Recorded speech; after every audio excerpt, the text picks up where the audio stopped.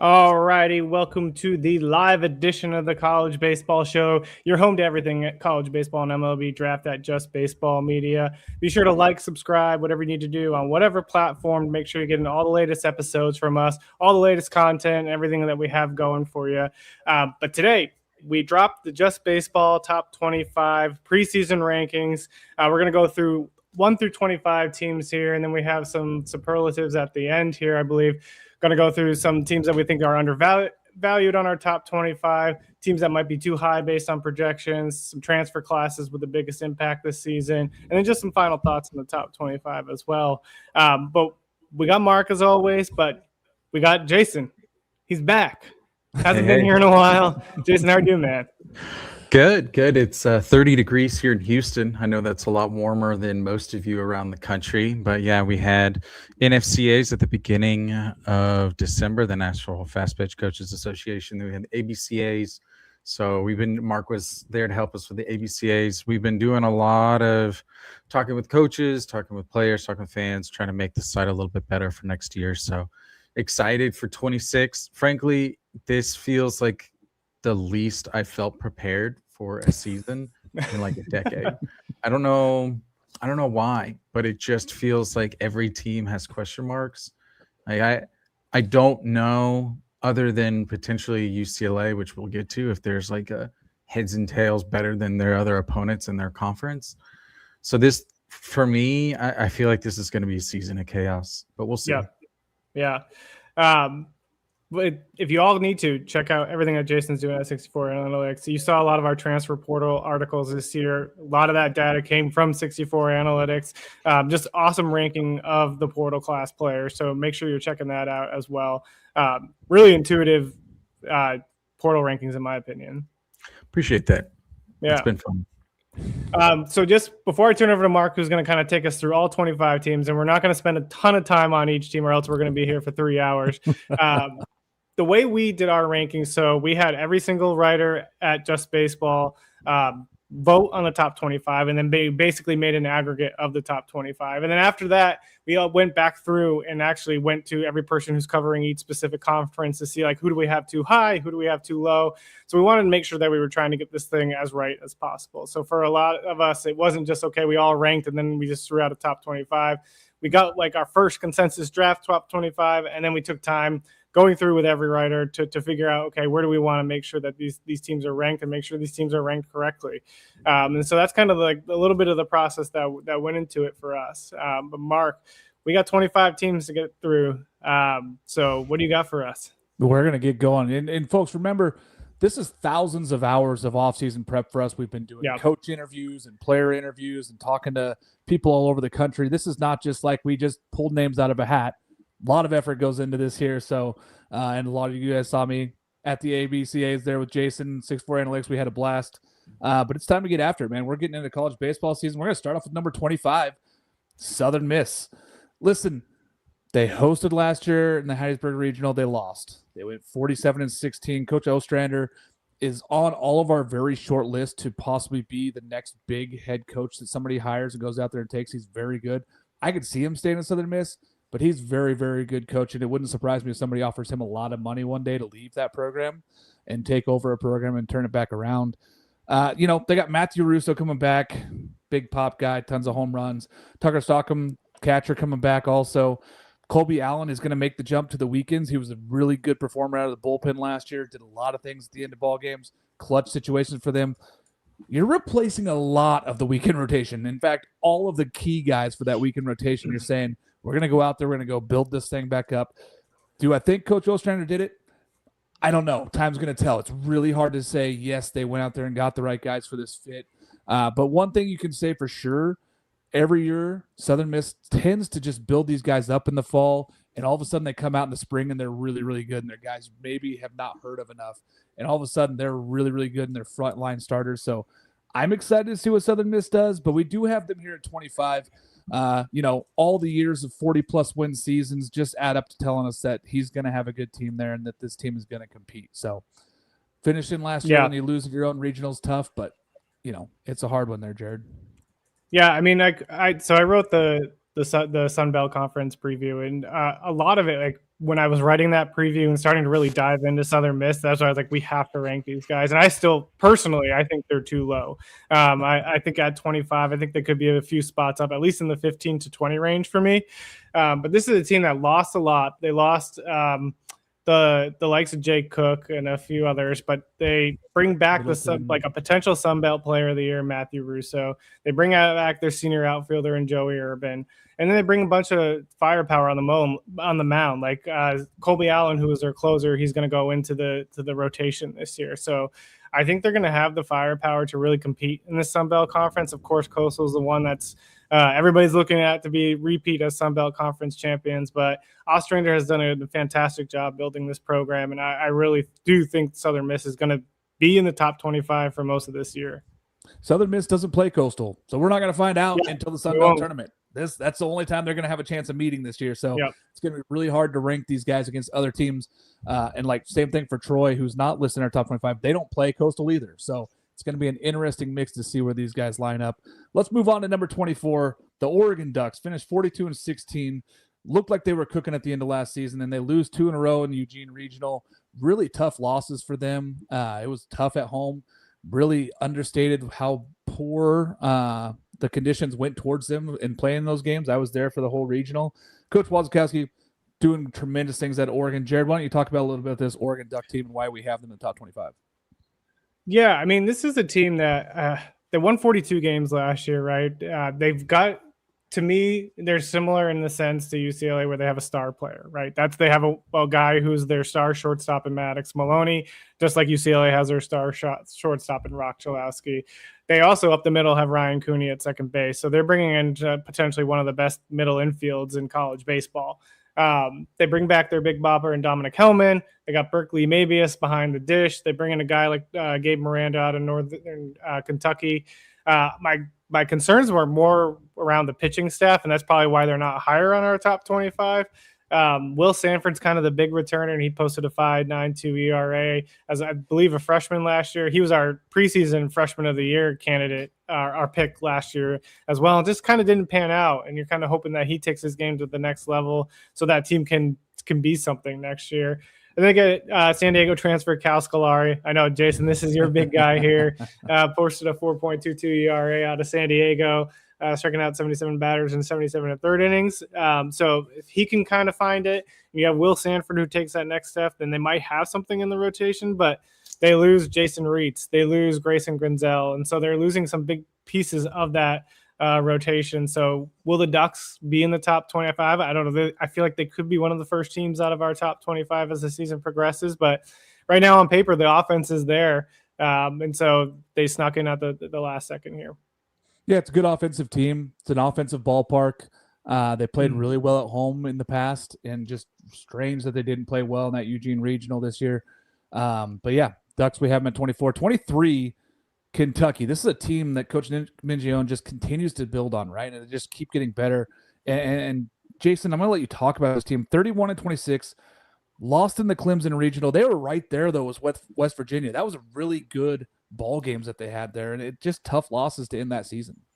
Yeah, last year's Kentucky team was a little bit of a dip in production, in comparison to what they had been doing the previous couple of years, and the offense really wasn't that good. I think they had something like a team OPS in the 800, 850 region. They had Cole Haig. He was the Columbia transfer that came in. He produced a lot of power. Beyond that, they didn't really have a lot of pop in the lineup. Now they are returning one of the best players in Bell in the whole country. They got a phenomenal portal pickup in Cerny out of Indiana. So they're going to have, a good infield, but, I'm intrigued with Bell.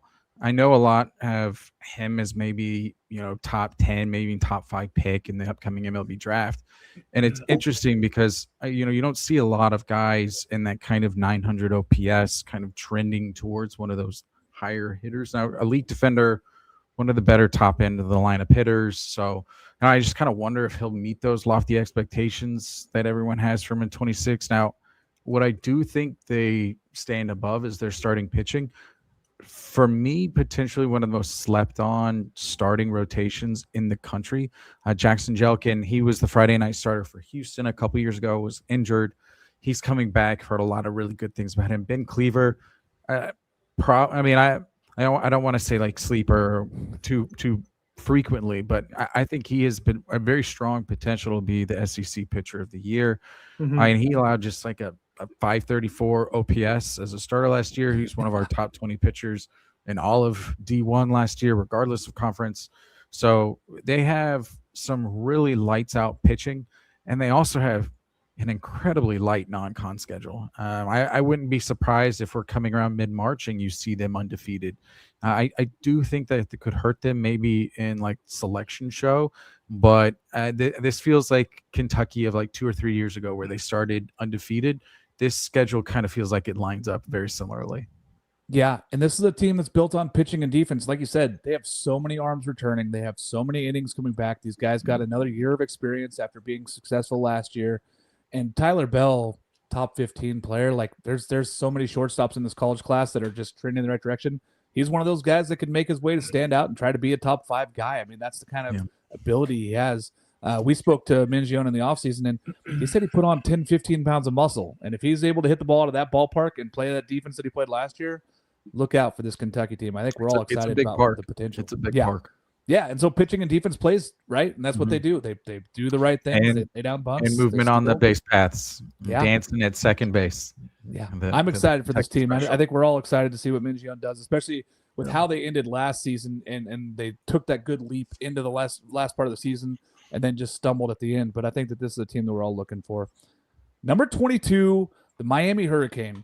Kind of came out of nowhere last year, guys. They were struggling. They had bad stats. They were really just downhill. JT Arteaga, the head coach there, was like, we got to turn things around.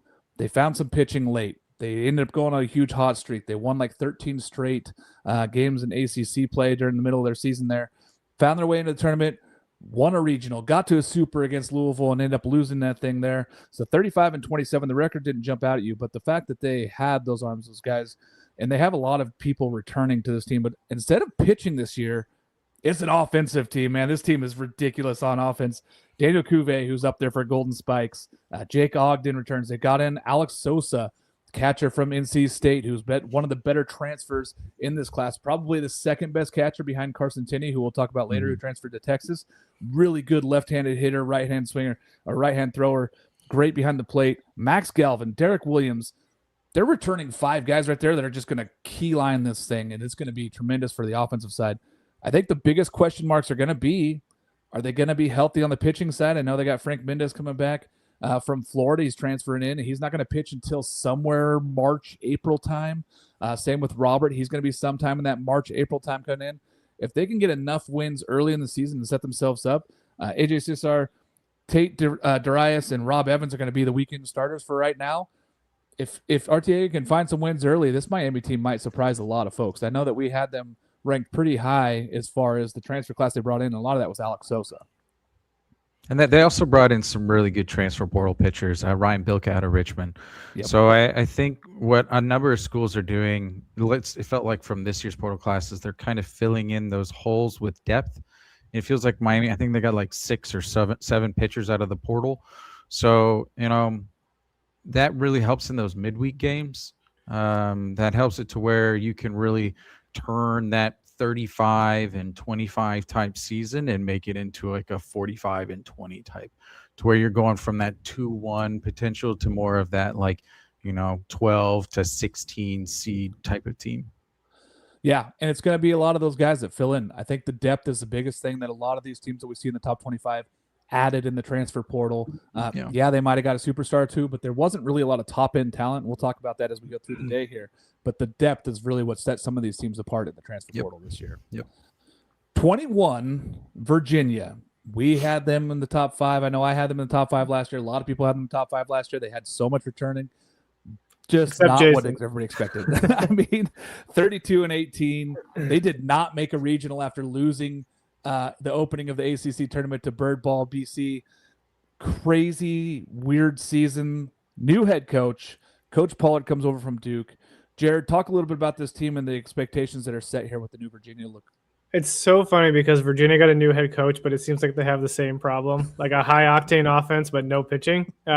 Just because it's funny. A lot of the good pitchers that were at Virginia last year, like Tomas Valencias, he went over to Mississippi State with Brian O'Connor.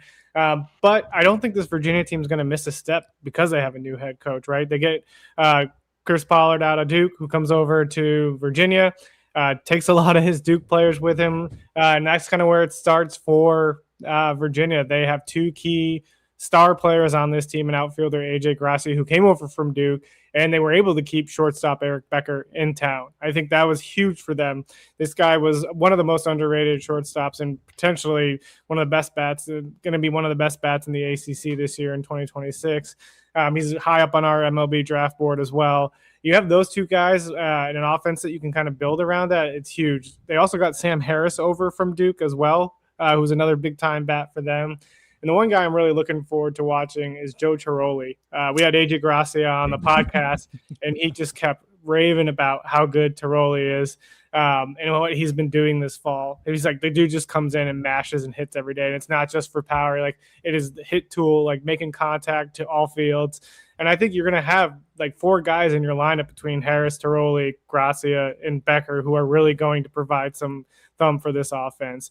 Now, again, as I mentioned, a lot of question marks on the pitching side. Kyle Johnson, who comes over from Duke, really struggled last year in the rotation for Duke, but has so much upside, and he could be a rotation candidate. Also a two-way player, so he's going to play probably on both sides of the ball again. But I kind of question who's going to join that rotation as well. They have two other Duke transfers in Henry Zatkowski and Max Stammel who are going to come in.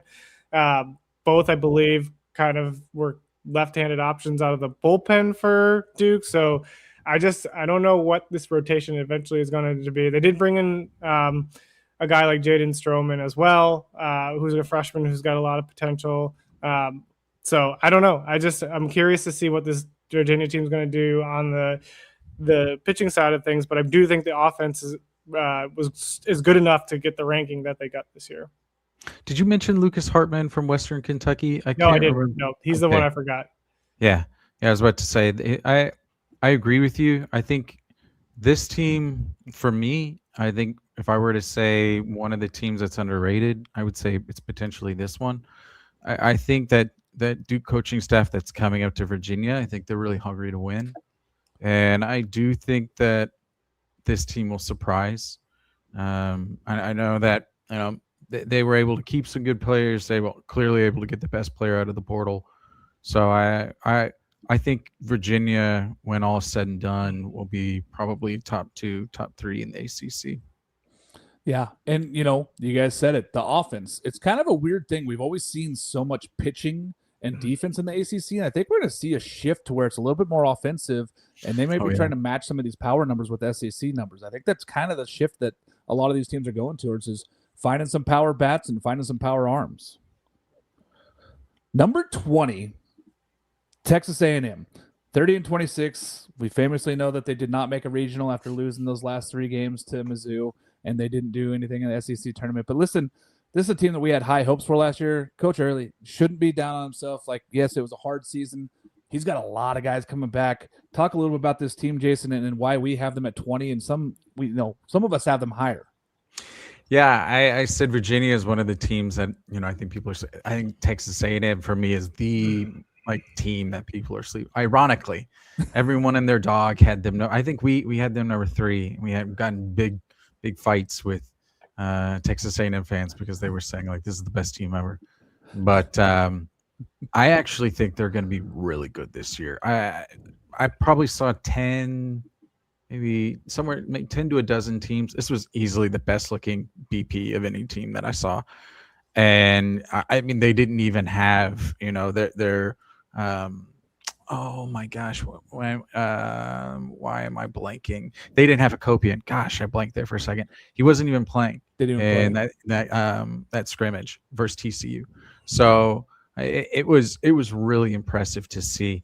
I think a lot of their season depends on the health of Sadeo. I think if he lives up to the hype that they're thinking, they could go from that almost similar to Miami when we were talking about that fringe 1-2. to potentially like a national seed, I would say like a 6 to 8 national seed. That's what, for me, if Sadeo turns into what they think he can be, I think that's where that Will Moss, probably one of the top 5 changeups in college baseball. Mm-hmm. So I mean, you've got high end pitching. You have probably the best 1 through 3 power lineup in terms of like top power hitters. So I mean, Sorrell, Grahovac, Hakopian. So I think that they are really going to surprise people in a good way, which I think they're kind of frustrated from last year. They're like, you know what, maybe that those expectations aren't as much as they previously were. Let's go a little crazy. And kind of similar to Kentucky, other than really that Arlington series, which I think they're doing the third weekend. They have a pretty decently easy non-con with every single game in Texas, and really I think only 3 away from College Station, and that's those that are in Arlington. So I think they're set up for success.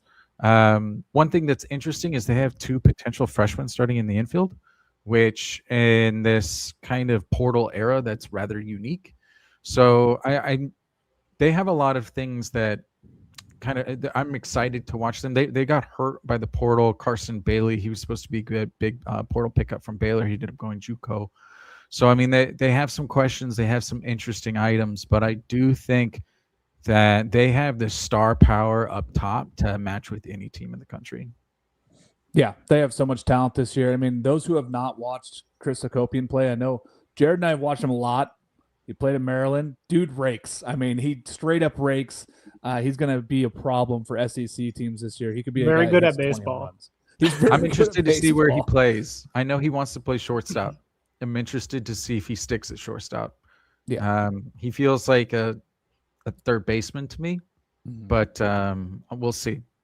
Yeah, and I mean, third at one time at Maryland as well. Yeah. I will say at Maryland, he looked good at shortstop when he was there, but the game's going to be so much faster in the SEC than it was in the Big Ten in some sense. And so like, will he still have the range? I think that's going to be the big question. Like, he's got the arm strength. He's got the quick reflexes, but I think he's going to get tested on the range a little bit more in the SEC. Yeah. Yep. Yeah. It's going to be good though. I think we're all excited for this Texas A&M team. I think that it's a lot of potential, and we hope that they make that turn and be the team that we thought that they could have been last year. Yeah. And Bear Harrison, I think he has a legit chance to be kind of battling with Carson Tenney and Ryder Helfrich for one of the top catchers in the SEC.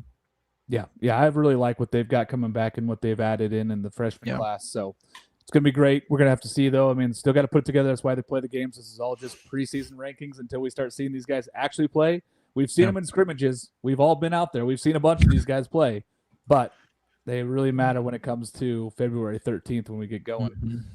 Number 19, I've got Alabama, the Crimson Tide, 41-18 last year, lost in the Heisberg Regional. They went 0-2. That was a really tough regional. I mean, however you want to cut it, brutal regional for them to get in there.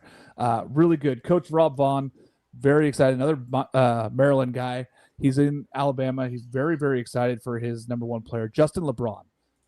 This shouldn't be a shock to anybody, but he could be anywhere from the 20th player picked in the draft to the number 1 player. He's that good. Like, he struggled in SEC play. We don't have any argument against it. He struggled in SEC play last year against hitting. All of a sudden, though, the guy was a superstar every other time. And every other time we've seen him, the guy's been a freak. He's a great hitter. He's a great ball player. If he can figure out how to cut the swing and miss down a little bit and maybe stop trying to hit the home run ball and just go gap to gap's okay with the home run that goes out, he has huge potential, guys. And I know that we all think that he could be anywhere from, like I said, 20-1. That's the kind of potential he brings to this Alabama team. But then you got to also look, they got Bryce Fowler back. They got Jason Torres. These guys that thought they might lose in the draft last year. Brady Neal comes back also for his senior year. That's a guy that's a glue guy for them, and behind the dish makes a big difference. They get 2/3 of their weekend rotation back, and Zane Adams and Tyler Fay, both guys could have been drafted last year, and they're coming back. Coach Vaughn is very, very excited for this class that he has coming in, this freshman class. It's probably the highest rated SEC freshman class coming in as well. I'm very, very excited to see what happens in Alabama. I know, Coach, we talked to Coach Jared. Anything else you want to add about this Alabama team? Because I think that there's just a huge potential for this team to jump up from 19. Yeah, I mean, The only other thing I was going to mention too is the transfers that they have. But Jason, I'll kind of let you dive into those. But to me, it's the freshmen that really stand out for this class as well. They get a guy like Miles Upchurch in, which I've heard that there's been good things about Miles Upchurch this fall. He's a guy that was in the Maryland area around me, and just super impressive arm. And he's a guy that could potentially crack the rotation. And if you're looking for a 3 guy on Sunday, like Upchurch could be that guy. Good chance that he might not win it and it could be a weekday type starter, but still, like, the upside of Upchurch is pretty high. Then they also brought in Will Ryan. And I don't really know a lot about this freshman class because Alabama, given Rob Vaughn's ties to Maryland, has been taking a lot of guys out of Maryland. And Will Ryan was one of the better shortstop prospects out of the area. Now, playing time, I don't know how much he'll get, but he's got a potential to make some noise for this team as well. So those are the only 2 guys I wanted to touch on. Yeah, they got 2 pretty unique players out of the portal that I like. Justin Osterhaus, Purdue Fort Wayne, pretty unique story there. They actually closed down their baseball program. So he was one of the first ones in the portal because they closed the program.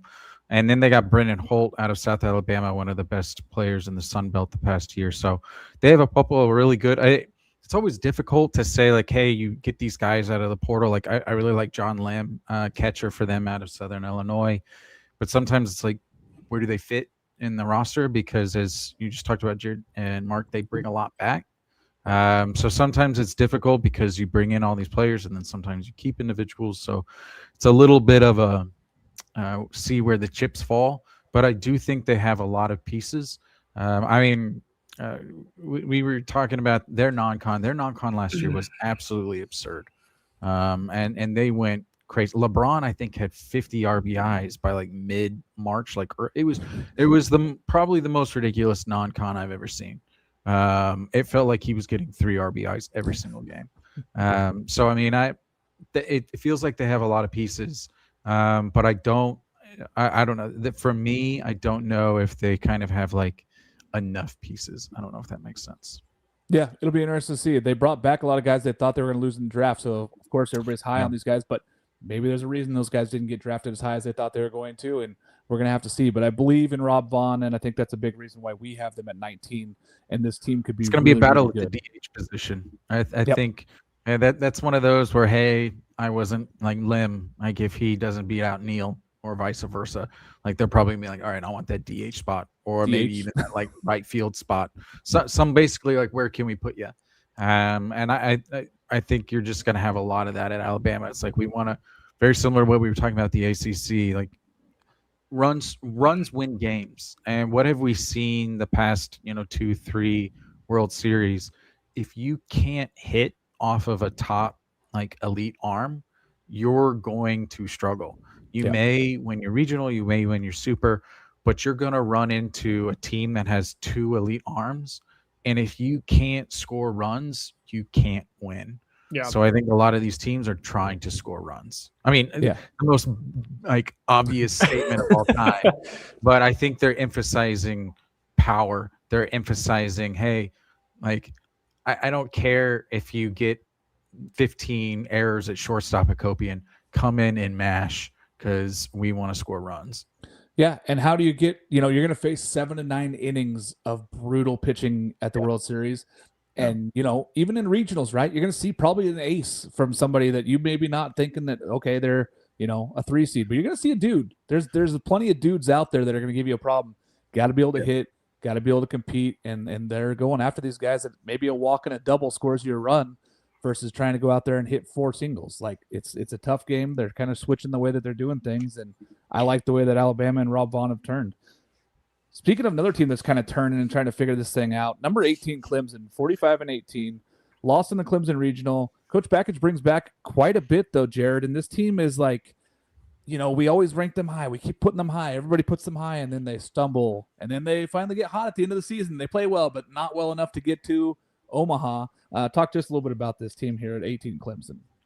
Yeah, I mean, I struggle with this Clemson team because I love Coach Backage, and it's been just a ride trying to figure out how to get them to Omaha. Like, for the last 3 years, it feels like they've just been on the cusp of getting to Omaha and still haven't gotten there. I do like the team that they bring back this year, though, man. Like, they lose Cam Canarella to the draft, which that was expected. Like, you knew that guy wasn't going to come back. Just the athleticism, the tool set there, he was gone. But they bring in another guy who's got a ton of, or they return another guy who's got a ton of athleticism in Jaron Purify, who's just slotted at second base for them. They bring back their 2 home run leaders from last year, and Jacob Jarrell and Colin Priest. Colin Priest is an absolute masher. Saw him at Shriners, and just balls just loud off of his bat. And so those 2 guys coming back. They also bring back first baseman Luke Gaffney, who kind of had a down year after absolutely mashing at Purdue. So like, they got the pieces in the lineup that are really going to kind of help this team compete. And then on the mound, they bring in a Friday night ace and Aiden Knack, right? So like, you're returning a guy like him who went 9-1, 110 Ks and 90 innings pitched, I believe, last year. They had a massive bullpen arm in Drew Titsworth, who now I think is going to go into the rotation, I believe. So you're bringing back a solid guy there as well. And then Talon Bell is also coming back from injury. And this is a guy who was highly touted for a while before he went down with the injury also. So I really like this Clemson team. One thing that I loved about Bakich in one of his recent interviews, he was talking about the NIL and talked about how, like, no guy who's going to come to Clemson and get paid more than the guys that we already have here. You can see that they got a lot of returners. I don't know how well they did in the portal. Jason, you can tell me and correct me on that one, but I just really like what they have as returning. They were one of the ones that was hit pretty hard by the draft. Now they had a nice portal class, but no, they were hit pretty hard. I think they had 2 or 3 guys that were commits that ended up sticking in the draft. So I mean, for me, if I were ranking these, and I know y'all, I feel like I would have had Virginia above Clemson, but I do still think that Clemson's going to be good.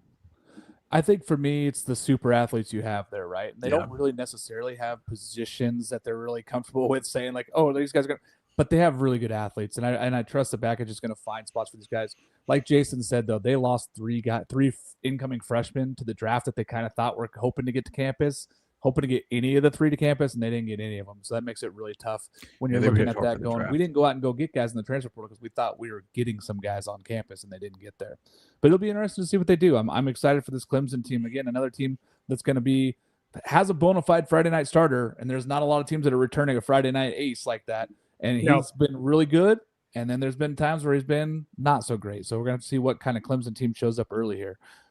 Another ACC team, number 17, NC State, the Wolfpack, 35-21 last year, lost in the Auburn regional again.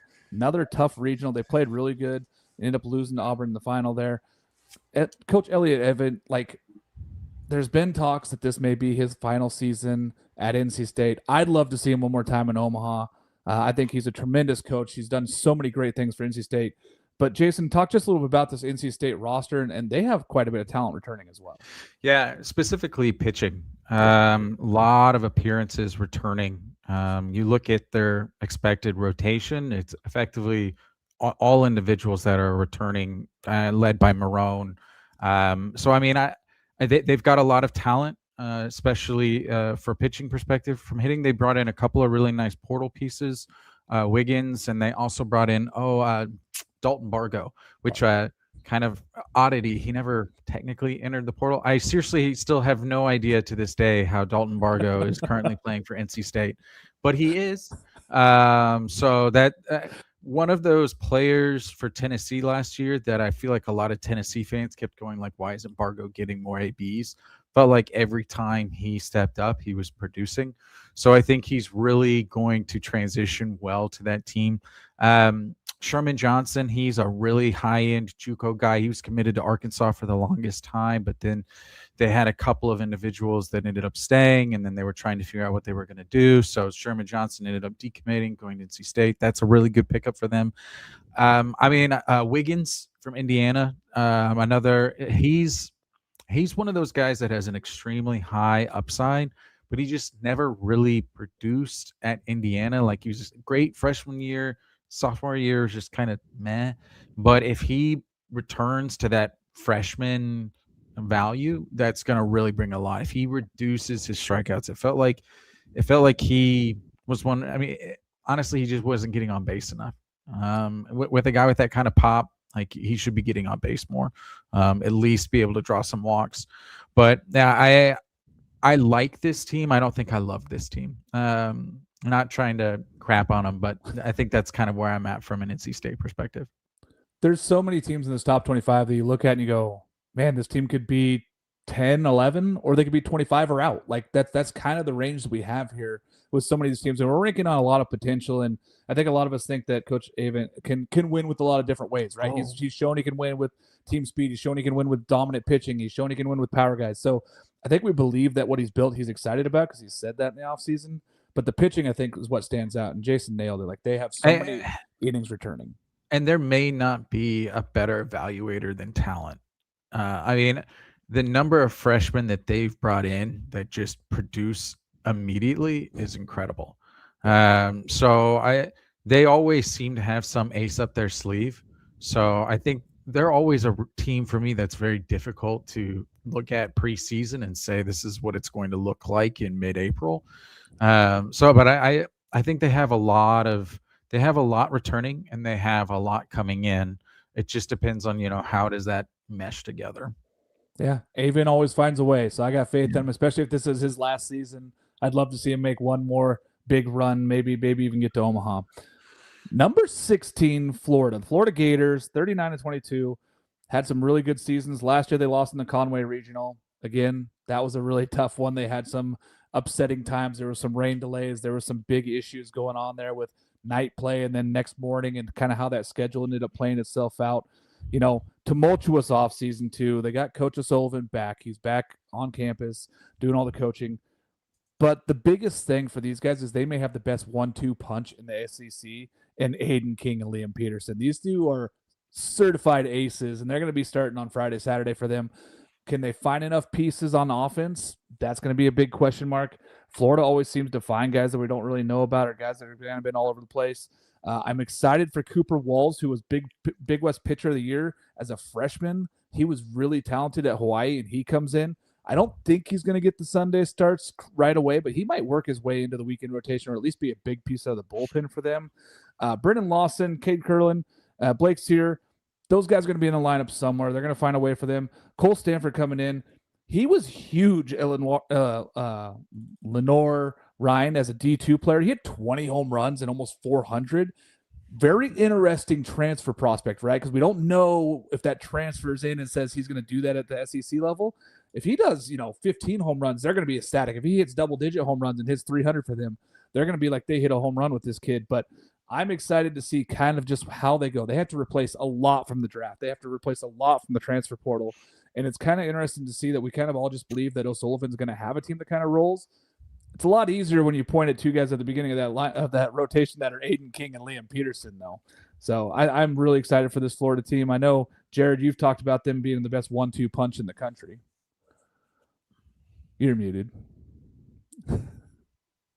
Yep, that makes sense. Sorry, the door was getting slammed upstairs, so I just wanted to make sure I was on mute. But yeah, for Florida, Jason talked about having high octane pitching, right? You've run into that 1-2 punch that you just can't beat, like we saw with Coastal Carolina and Cade Anderson and Anthony Ianson. And I feel like Florida, especially if Liam Peterson can kind of showcase what his abilities are, like you're gonna have him and Aiden King, you're gonna have that 1-2 punch that can take you all the way to Omaha into the championship series. Like we talked about this, Jason, where LSU's offense wasn't that great last year. They were good, but were they great? No.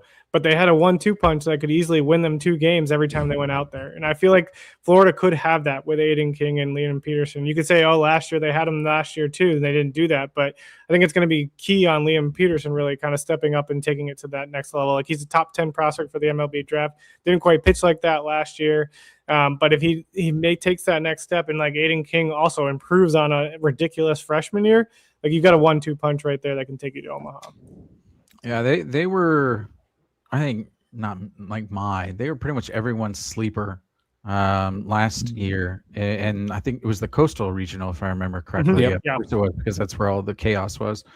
And that one just absurdly surprised me because it wasn't just Coastal. It was Eastern Carolina that also just kind of like took it to them. So that one seeing their pitching struggle that much, I'm sure that left a really bad taste in those pitchers' mouths, and they're going to want to turn around and, do something special this year. Yeah, a lot of changes in the coaching staff too. Gerleman goes to Tennessee. Yep. It's an interesting mix. We're going to see what happens here, but I believe that Florida will be on that path back. I want to see the offense. I think that's the thing that's going to scare me, though, is can they be in ball games? Yes, the pitching's good. McNeely also probably might get that Sunday start, but it's going to be interesting to see kind of where they go as far as offensively. Can they score runs in the SEC with these other powerhouse teams? Number 15, Coastal Carolina, 56-13, lost in Omaha, of course, to the eventual champs in LSU. Coach Snall, he's got a squad coming back of guys, and he's got a lot of talent returning from a team that made it to second place in Omaha. Jared, I'm going to let you speak on their pitching because it's dumb. It's really dumb. Yeah. I mean, just thinking about Coastal lost, right? They lose Caden Bodine and then 2 of their rotation. Caden Bodine behind the dish. Let's talk about that on the offensive side. And then they lose 2/3 of their rotation, Jacob Morrison and Riley Eichhoff. But they are still bringing back a crap ton of talent on the pitching side, like Mark just mentioned. You're bringing back a Friday night ace in Cam Fluke. Posted a 3.19 ERA last year, 118 strikeouts in 101 innings. Rumor has it that his stuff has gotten even better this fall, and like he's sitting like 98 to 99. I think Matt Pepin tweeted out that he's learning a kick change as well. So like he's trying to take his game to the next level, and it's just like you have that guy locking down your Friday night rotation. Like he pitched extremely well against LSU in that College World Series. He just got out-dueled by another arm. Like that's all there was to it. And so, like, they're going to have that guy coming back on the mound. They have Hayden Johnson, who's expected to go into the rotation, and this is a guy who also apparently has taken some significant strides this fall as well. Last year out of the bullpen, he had a 2.82 ERA with 55 batters and struck out 55 batters in 38 in the third innings.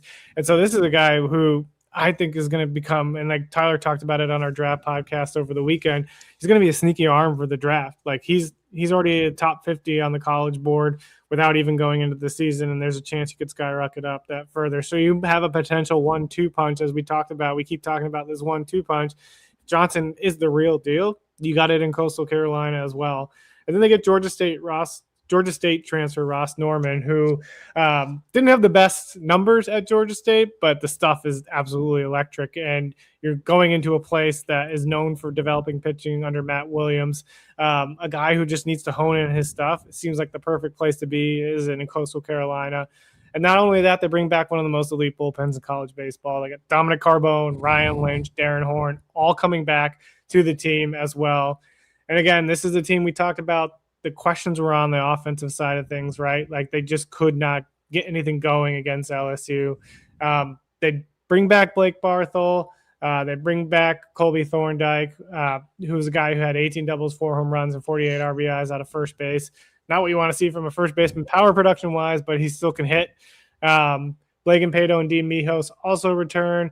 And then they got Jordan Taylor, which I think was one of their bigger gets out of the transfer portal, a kid from Stetson who slashed 322, 359, 504 last year. And he's a guy I really like. I think could be – we have him as a preseason all-conference Sun Belt player. They also got Rex Watson out of San Diego, which is another guy I think is worth watching, and as well as Philip Ard out of North Georgia. So I still think there's going to be some question marks with the lineup. Like I think they're going to do a lot of the Shantz ball that they did last year, which is basically pepper you until you die and make contact and move the guy over. And they tried to bring in some kind of bigger power bats and like Philip Ard, but kind of question where that power might come from for this team. But I do really like the Coastal Carolina. I personally think they're lower than we should have. I think they should be a top 10 team. Maybe people will disagree, but I really like Coastal Carolina. I agree with you. I mean, it's hard to have a team that was, 1 or 2 games away from a national championship, returning potentially their best pitcher, and to have them, fringe hosting basically is where this is at right now. So I mean, they'll be good. They'll be good. And they don't play Southern Miss or Troy in the Sun Belt. No. So this is a team. They're going to have an absurd record. They're going to have an absurd record. Could be really high. Yeah. For me, you're losing a lot of guys to the draft, right? You're losing 3 key pieces, but then you could turn around.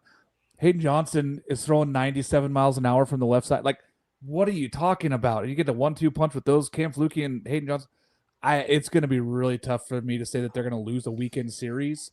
And then that kind of just projects yourself all the way through regionals and super regionals and into the World Series again. So maybe we have them too low here. I know I was a little bit harsh critic of them, thinking offensively they're not going to be there. But then I just keep looking at the pitching and hearing things in the offseason. I'm like, man, maybe I was a little too hard on this team. It may be about right, honestly. I mean, I think they do have, but I think if you look at their schedule, it's like at the end, like their record will probably be higher than what they're ranked, if that makes sense. Yeah. But they're also kind of becoming like a go-to place. I mean, clearly, like these guys, didn't play as much as it, but they're getting guys from Oklahoma, they're getting guys from Texas, Mississippi State out of the portal. So, I mean, it's really special to see. I wouldn't call it what they're building because they've clearly already built it, but what they're maintaining there. Yeah. From Gary to Kevin now, it's like these guys can really play baseball and they're showing it. Yeah. So I'm excited for this team. It would be interesting to see where the offense comes from and see how many runs they produce. And they might win a lot of games. It might be 4-2, it might be 4-0. There might be a lot of shutouts this team posts, but I think they're going to win a lot of baseball games. They didn't have a lot of offense last year, and it didn't really mess with them too much. That's fact. That's fact. That's 100% accurate. I think they were the least amount of home runs that were at the World Series. So yeah. Number 14, Louisville Cardinal, 42-24, lost in Omaha, tied for third, ended up there. Listen, this is a team that went on a really good run. Coach Dan McDonald, we love him. We think that he's a tremendous baseball coach, just a tremendous human being as well. He's got a lot of talent coming back. Yeah, they lost some guys in the draft, but Jason, this team looks good. Again, I'm going to go back to the fact that I feel like this is the least I know about college baseball on a 10-year stretch. I feel like I'm saying every team is underrated, or this is, for me, this feels wrong. This feels wrong to have them here.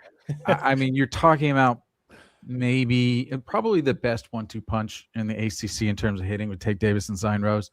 I would have them higher.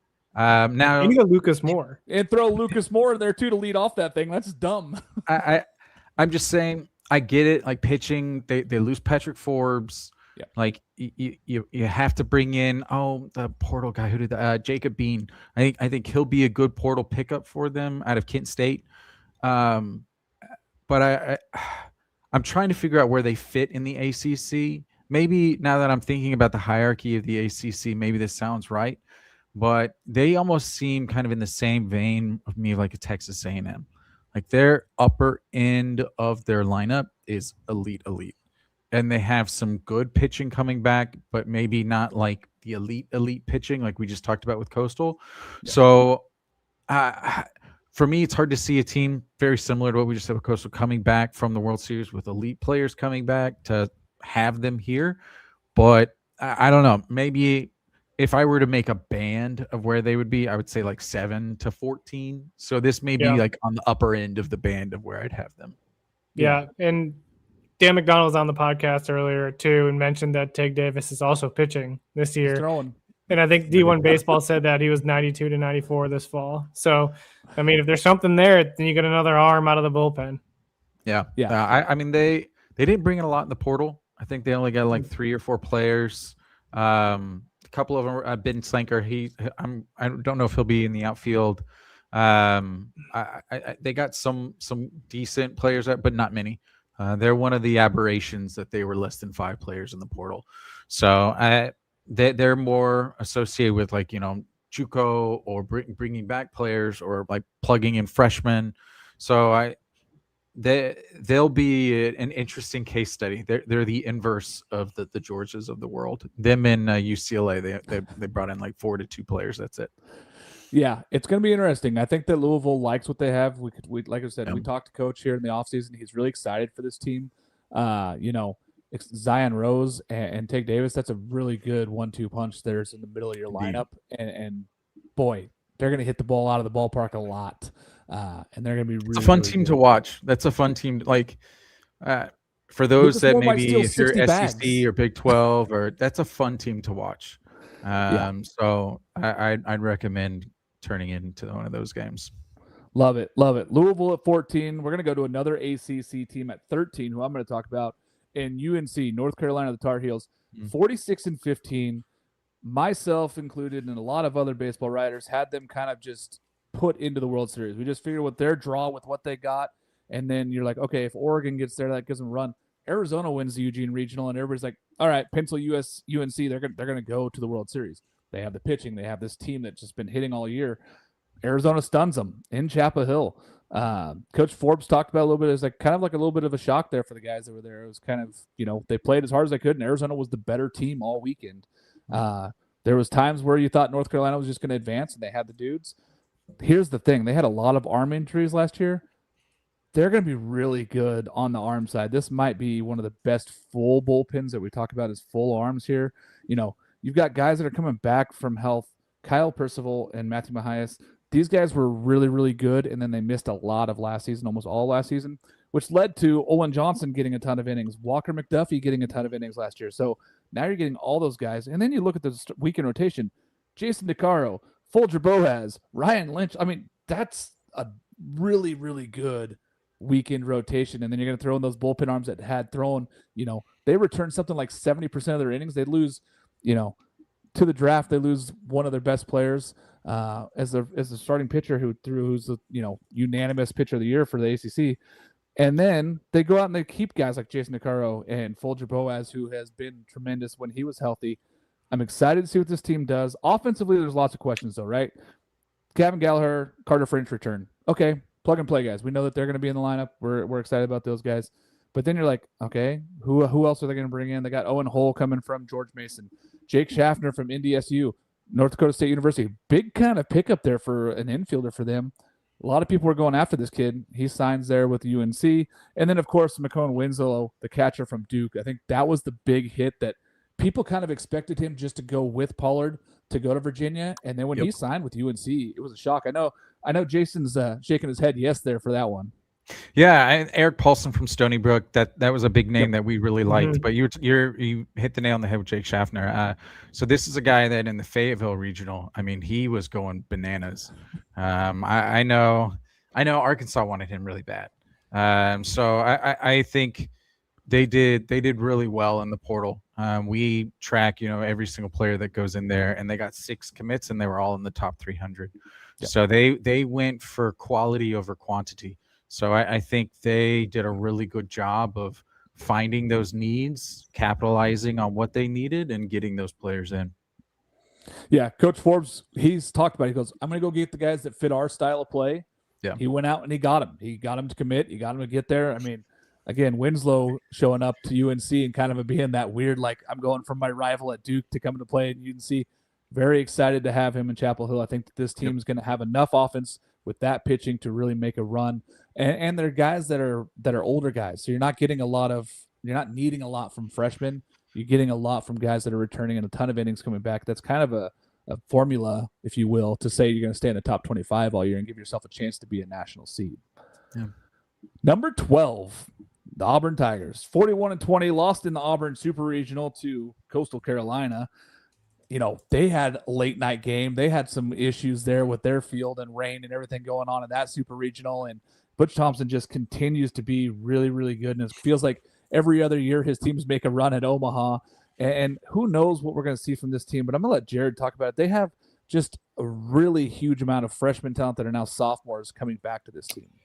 Yeah, I mean, the returners that they're bringing is insane. Yeah, it's got Chris Rembert, Chase Freilich, Bub Terrell. There's a couple others. I can't remember who. Oh, Lucas Steele's also returning, big power bat.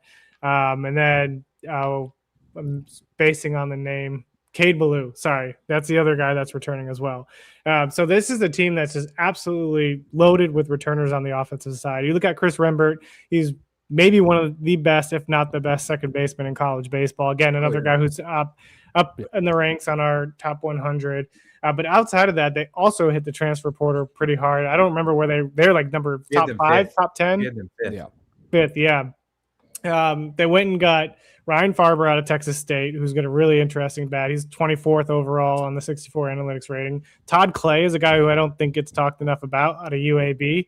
Absolutely mashed at UAB, and now comes over and you're like, oh, the Auburn lost Ike Irish, but they're bringing in bats who are I think can replace some of that production. And then on the rotation side, Jake Marciano comes in. Drew Whalen out of Western Kentucky comes in. So they absolutely just loaded up in this portal, and they return enough guys, especially on the mound too as well, that I think the Auburn Tigers, we might even be too low on them as 12, but I do think they are going to be a top 25 team for most of this year. Yeah. I think I remember halfway through the season, 3/4 of the way through the season, we were talking about how good Auburn was. I was like, are they as good as their RPI is? And but it was like, well, next year they're going to be ridiculous. So I agree. Again, I need to stop saying too low or whatever. But they've got a lot coming back. And I think Ethan Harden out of Belmont is another pitcher to keep an eye on. Again, it's so hard. You never know when guys jump into the SEC, like what's going to translate, what's not. But I really liked him out of Belmont. Yeah, and here's the thing. Butch Thompson goes, we didn't have the depth we needed last year. I really like what they are doing here. Yeah, King's Cat Heat, good to see you. Good. Thanks for joining on the pod. Yeah, listen, Auburn added, and they said we need depth. They got it. This is a team that I think is going to end up being a national seed at the end of the season. Their schedule fits up for it. They've gone out and they challenged themselves in the non-con. It's not the hardest non-con, but it's pretty hard as far as SEC teams go. I like what they're doing. I like what they're bringing back. I'm very excited for this Auburn club. As far as SEC teams go, what the hell does that mean? SEC is a little bit softer in their non-con schedules. Let's just be honest. A lot of them don't leave their home state. Oregon State. Okay, Oregon State. Oregon State is also non-con. You got Mississippi State, UCLA, and Tennessee all playing together in a early season tournament. So the early season tournament, everybody's doing one. Everybody that's anybody does one early season tournament, and then the rest of their games are like, they're going to go play Lehigh. No offense to Lehigh, but that doesn't exactly move the needle for me. Lehigh had a phenomenal offense last year. Braden Simpson, you better watch yourself. Some love for Mark here. Hey, I had Miami High, and we already talked about them here on our list here at number 22. We're excited to have them in the top 25 this year. We're going to move to our number 11 team, though. Tennessee, 46-19. They lost in the Fayetteville Super Regional. Really good series again. We were excited about that one. That one could have gone either way. I know a lot of us were kind of picking both ways. It was about 50-50 split amongst all the riders that we have. Here's the thing. They lose coach. He's gone. He's gone over to the Giants. Big move.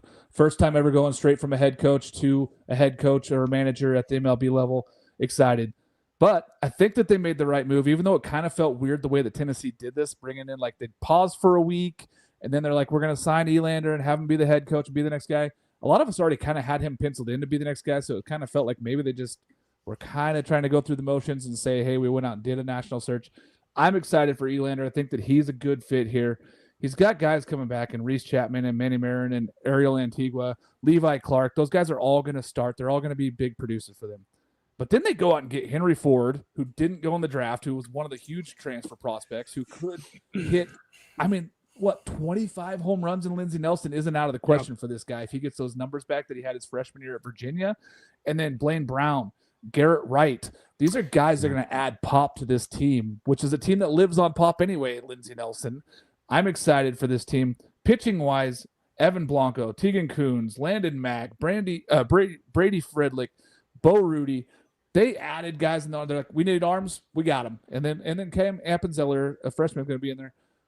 They have just loaded up with guys. It's a whole new team's coming at you, but it's a really, really talented team.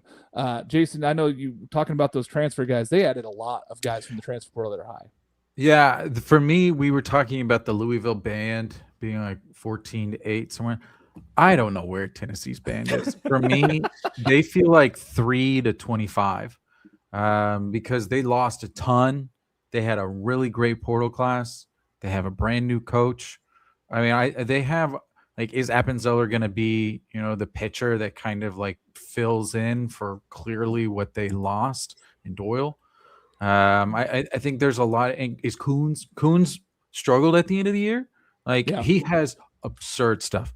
I don't know what he did in the Cape, but I remember watching him and being like, how is this guy like struggling in inning like 4 through 6 in the SEC? Tennessee couldn't win a Sunday game for like 7 straight weeks. It was wild. It was wild. So I think pitching will be interesting. Like, who takes that step? Who is going to be the guy because they've had an ace, it feels like, the last 6 years. Yeah. Like, so who's going to be that Friday night ace? I think they want it to be Coons.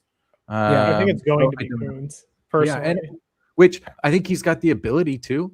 But again, like, he struggled pretty bad in SEC play. Like, once he got to inning 4, it usually just went downhill pretty quickly. Yeah. So I mean, he almost kind of reminds me like a Gabe Gackle, like just absurd stuff. Like, hey, if he gets to the 5th, like, you're probably good. But if he struggles in the 4th, it's probably going to go downhill pretty quickly. That's what it felt like every time he got out there. I will say, so I have Coons' Cape numbers. He posted a 1.35 ERA with 20 strikeouts and 13 and a third. And yeah, from what the reports have been, he's been awesome this fall. But like you said, like, that doesn't matter if you're into the SEC play and you can't go past 4 innings, right? You can go and dominate for 2-3 innings and short stints in the fall against your teammates. But like, what are you going to do when the SEC play comes around? He effectively got benched near the end of the year. He became like, so I mean, like, I agree. He has ridiculous stuff, and generally those Cape numbers, especially, will translate. It just.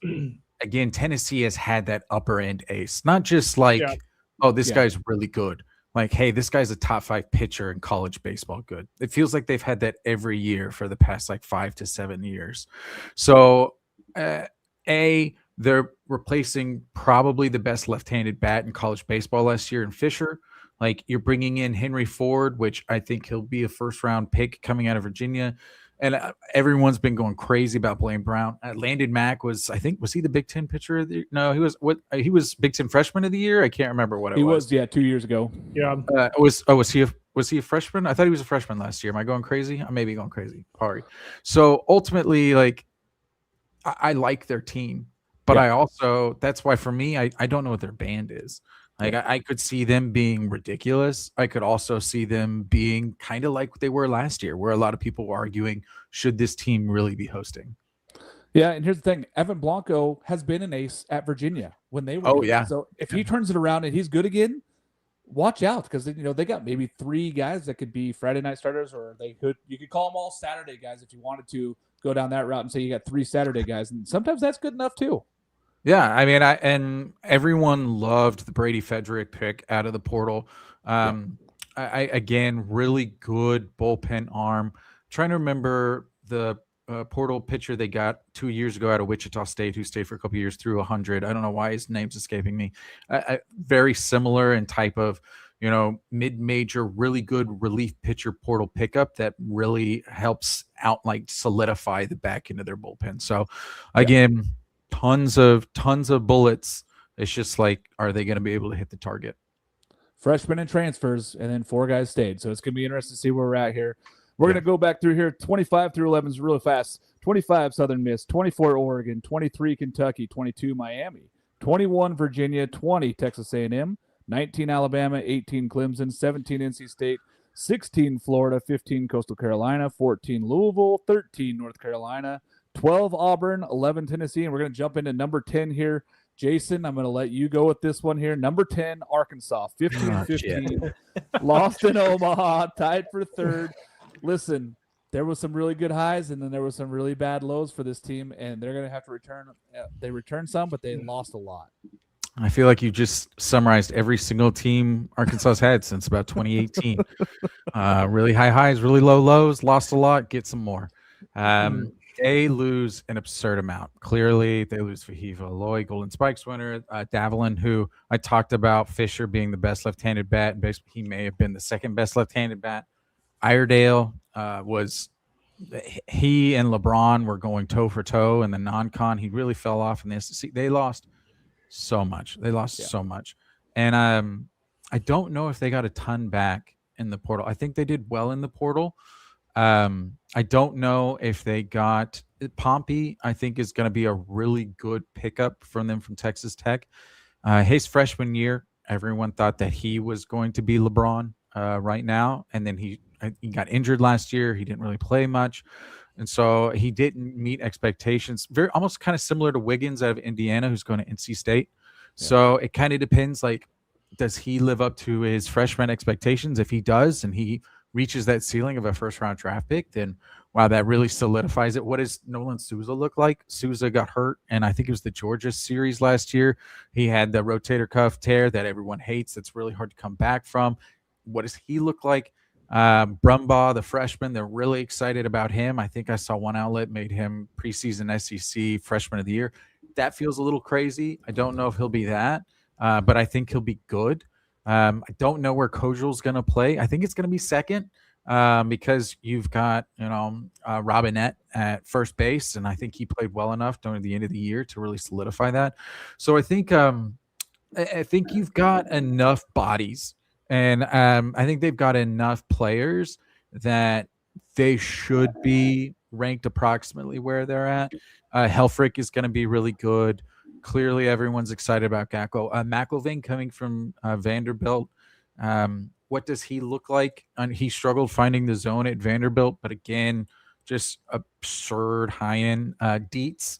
He is – talk about a guy who, unfortunately, due to like injuries and a number of things, just really hasn't panned out. They love him right now. Mark, I know you and I, we talked to Arkansas coaching staff at HCAs. It's going to be hard to keep him out of the rotation. He's a guy like 6'7", crazy release angle, 97, crazy numbers. It's almost, oh my God, the reason that I'm forgetting the Oregon State pitcher, right-handed. Why am I forgetting? Help me, Mark. Huh? No, Oregon State. Sorry. No, Oregon State right now, best pitcher in baseball, and I can't believe I'm forgetting this. You're talking about Dax Whitney? Yes. Oh. God, sorry. Again, I get to think about all these names I'm talking about, and I can't think about. He's basically like the left-handed version, I feel like, of Whitney, like just crazy stuff. And if he's on, it's very hard to hit. Unfortunately, he just struggles to find the zone. I talked to someone in the Cape, and sometimes it was strike, backstop, strike, backstop, strike, backstop. Like sometimes it's one of the things. It's like if he can reach his potential, the sky is the limit. But their pitching depth to me feels like a real issue. I don't know. Everyone always used to be like, oh, Arkansas can throw out 8 guys, throw 95 plus. They may be able to do still that 8 guys at 95 plus. I don't know if they have 8 solid pitchers this year. I think they may have 4 to 6, and they may be able to like chunk out, a good closer. But what does Coyle look like? I mean, it came out. Dave said that he was injured in Omaha. That's why he didn't play. So, I mean, they've got, for me, a lot of questions at pitching. I think they've got bodies, but I would probably have them ranked lower than 10th if it were me. Yeah, I mean, I released my top 25 and I had them at 25. And that was a little too low. Might be a little too low. Yeah. I would say band of like 12 to 16 for them. And I was low on them because I have lots of questions on the pitching side. Now, I've seen McIlvain pitch in live 3 times, and he's been really good once and really bad twice. But his stuff is electric. Like you said, if he can get the ball in the zone, it's unhittable. He just doesn't throw enough strikes. They have 2 lefties who are throwing 97 plus with like 20 inches of run. No exaggeration. And it's one of the and Gackle's the exact same way from the right-handed side. So if you're going to one of the games, you're going to see a ton of scouts behind home plate with their radar guns up. But you're also going to see them with their their chart of where those pitches are going, and it's just going to be pitches all over the place. So I think, and I think I said 12 to 16 for Arkansas. They could be a lot higher. If they're a lead-in pitches like a lead-in pitchers, they could be really, really high. But that's a lot of question marks. Gackle went to the bullpen because he couldn't start last year. McIlvain effectively got benched at Vanderbilt because he couldn't throw strikes. Dietz has thrown like 3 innings in his college career. So you're talking about just 3 straight up massive question marks that you're probably penciling in as foundational pieces for your pitching staff. Yep. And they got to perform. So it's going to be a lot of question marks. It's going to be a lot of things that go on. We're going to see. I'm excited for this team, but at the same time, I think that it could be just as easy a team that falls off from missing a lot of guys, and they may be. They're going to have to hit. Guys. I think they're going to have to hit. I think they'll struggle a little bit early SEC play and just kind of like what do they do? They play. I think their opening weekend is in Arlington, so they don't start with really any sort of one of those easier weekends. They jump right into it.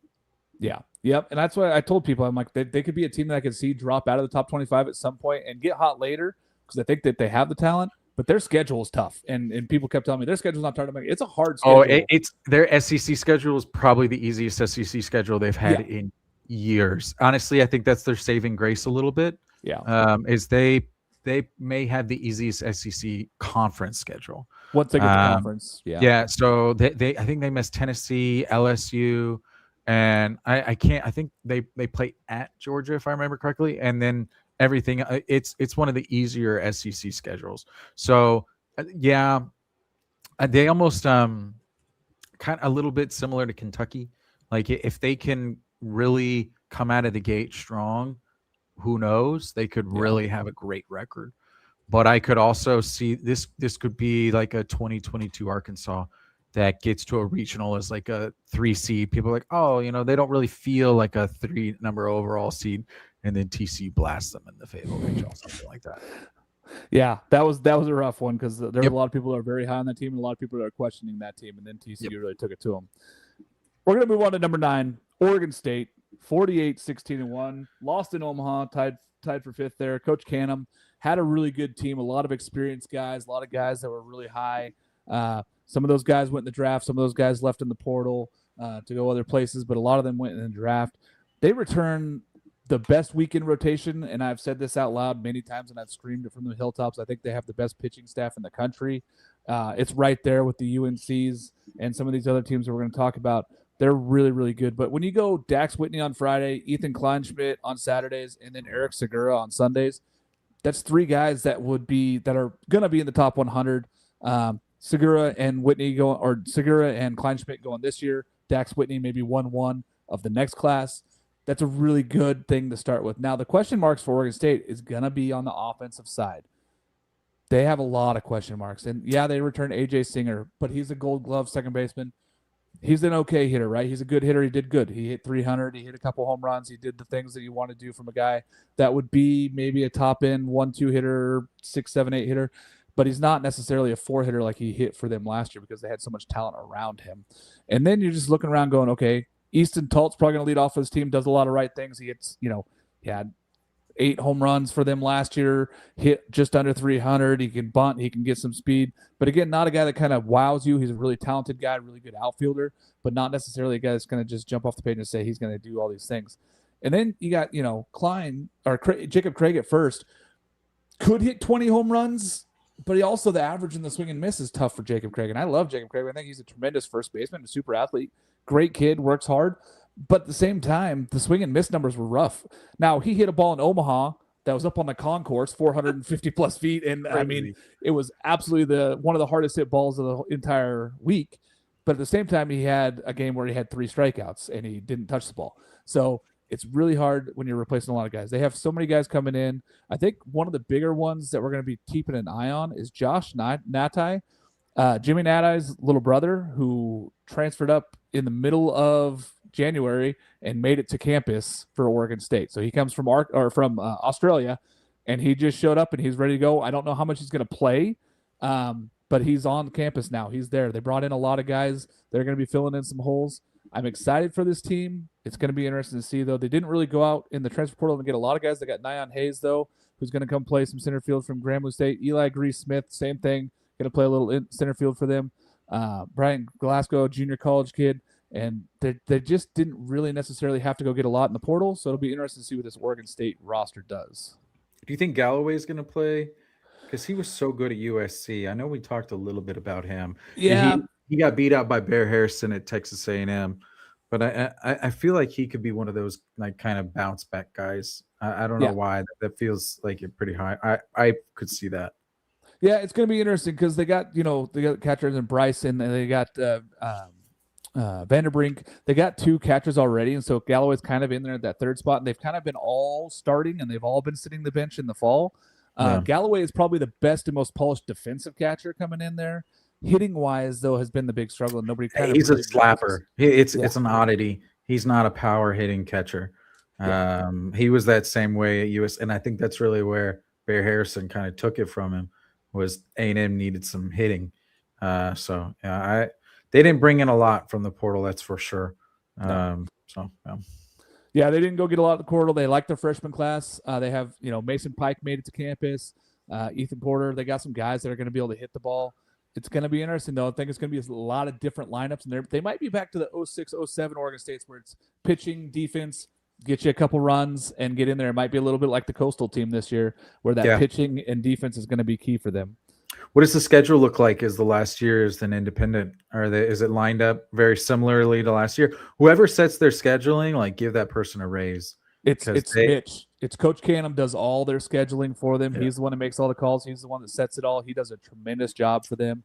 Yeah. It's not as many road games. They have more home games this year, but still it's a lot of road games going out there and playing to build up that RPI. Oh, yeah. It's a lot more West Coast than last year. Last year they had to go to the center of the country a lot more to play, like the Nebraskas and the Iowas.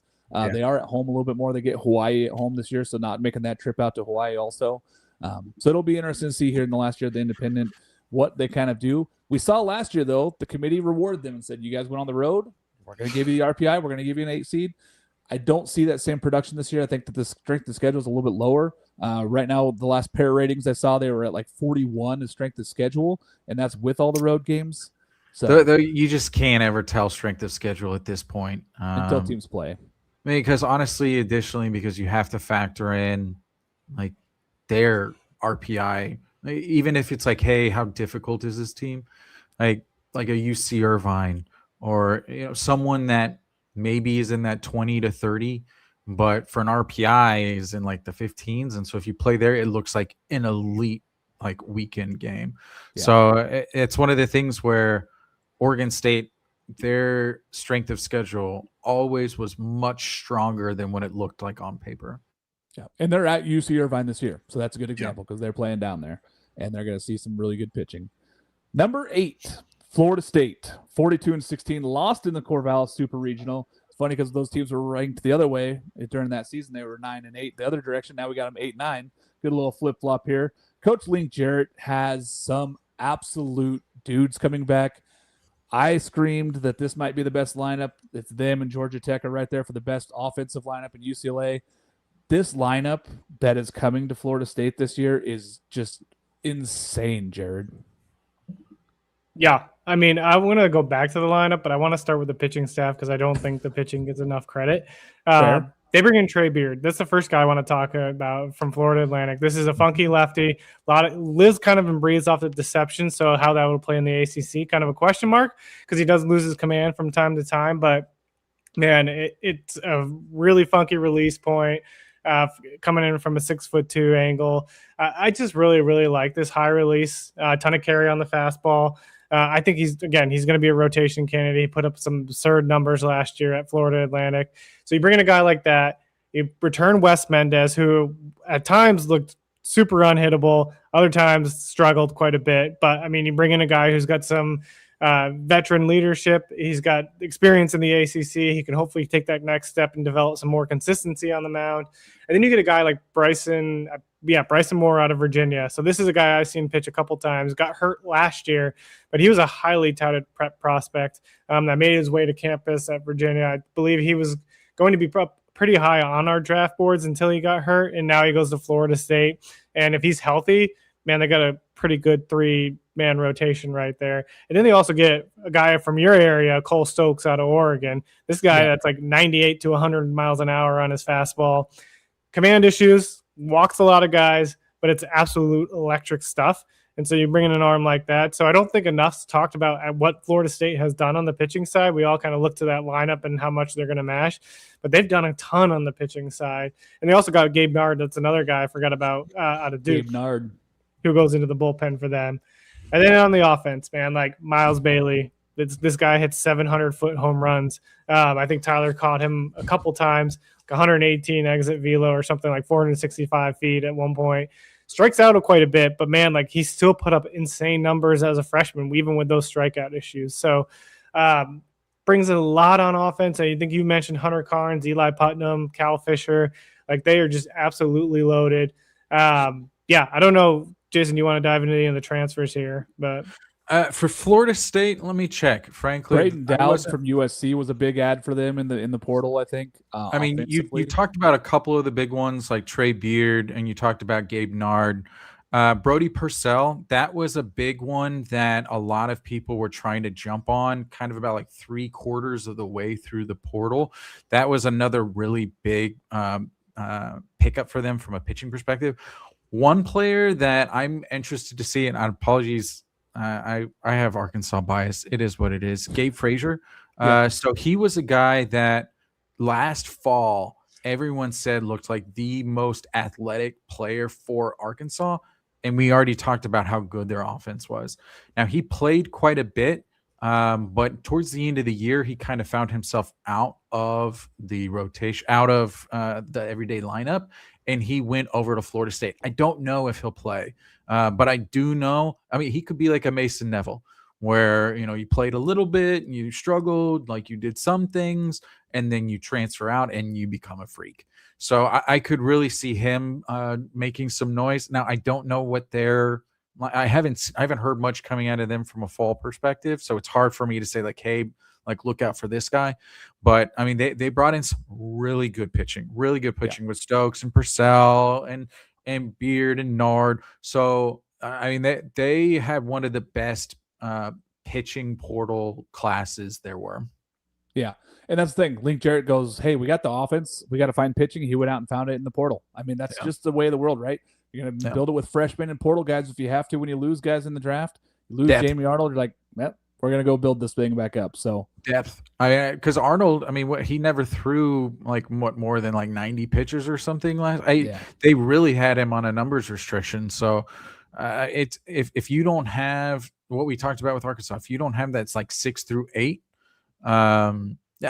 it's interesting. You need the 1-2 punch, but you also need a 6 through 8, because you need a 6 through 8 for a team like an LSU last year who lost a game in their regional. So then they had to like pitch kind of off schedule to win. Oregon State back in 2018, they lost game 1, I think, versus Mississippi State. They had to pitch off schedule. So you want to have like the upper end, but you also need depth to be able to pitch off schedule. Yep. And I love what they've done. They've added so much, like you guys said, just a lot in the portal, and then returning with all that offense. It's going to be a really, really good Florida State team here at 8. Yeah. Another team that returns a lot, maybe had the most underclassmen in the country last year that performed at a high level. Number 7, TCU, 39-20, lost in the Corvallis Regional. They were a pretty sexy pick to win that regional. People had them going, and then they go 0-2. I think it was surprising that they had to end up facing Dax Whitney that Saturday morning. People were like, well, that sucks. That's a really tough draw at that point. Not who we were expecting to face in the losers bracket there. No. Coach Sarloos, Jason, this is a really good team that returns a ton of freshmen and sophomore from last year that performed at a high level. Yeah, I think when the season ended, I think everyone was pointing to TCU. They were like, hey, look out for this team. I mean, clearly they're bringing back Franco and Lepore and Strassnyder, and I mean they bring in so much, and I really like Liddington out of Incarnate Word. I mean, Lance Davis, another Arkansas transfer, supposedly is making a lot of noise up there. Walt Quinn out of Grand Canyon. Like, I think the Big 12 is a little down this year, if I were to try to summarize it, and I think they're going to do really well in the Big 12. I saw them live versus Texas A&M, and for me, it felt like they had the ability to go toe-to-toe with them for like 1 through 4, but it felt like A&M had a lot more depth. And again, like Strassnyder wasn't there, so I wasn't able to see him live. Franco looked really good pitching, which, you know, they got him kind of out as a freshman and kind of be that two-way guy. I think he's actually going to play in the outfield this year. I think Liddington's going to play first for them. Unsure. Again, it's always so hard to know out of fall camp. But they look like they have a ton of talent. but like seeing them live, for me, it felt like A&M looked better. Now, again, that's a fall scrimmage. You can't take a lot of a fall scrimmage, but I think kind of that post Omaha high that everyone had on them, I think this feels about right for them. Yeah, I'm really high on this TCU team. I saw them live, and I was like, boy, that's a team that's going to be really good in a year from now. And now's the time. And Sarlos believes in this team. He didn't really have to go out and get a ton of guys in the portal. He kind of filled in some depth like we've talked about with these really good teams. They just kind of filled in the depth spots that they needed. Strauss-Snyder is one of those guys that's going to shoot up draft boards as a draft-eligible sophomore also. Really talented guy. I think this team just explodes this season on offense and the pitching side. And, spoiler alert, they're the only team in the Big 12 that's in our top 25. So as far as being down in the Big 12, yeah, I mean, there's some teams probably in that 26 through 40 range. But as far as the top 25 teams, they're the only team in the top 25, and they're all the way up here at 7. So Arizona will be pretty good. Kansas is going to be pretty good. West Virginia. West Virginia is always going to be pretty good. Cincinnati's going to be pretty good. Like I don't think it's going to be like a Big Ten where it's like, do they get 3? Do they get 2? I think they'll get more, but I think they're going to be a conference with a lot of 2s and 3s, not many 1s. Yeah, I think that we had in terms of seeding. Yeah. 7 of those teams ranked from 26 to 40. So it's like they're just right there on the cusp. Exactly. So I think I don't know what's going to happen with Oklahoma State this year. I think it's kind of a make or break year for them. I think there's a lot of that. Baylor is the same way. So I think they're the class of the Big 12, if I were to kind of put a stamp on it, clearly based upon what the rankings are. But I do think,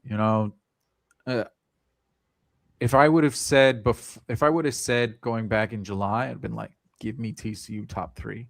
Now, honestly, this feels more about right.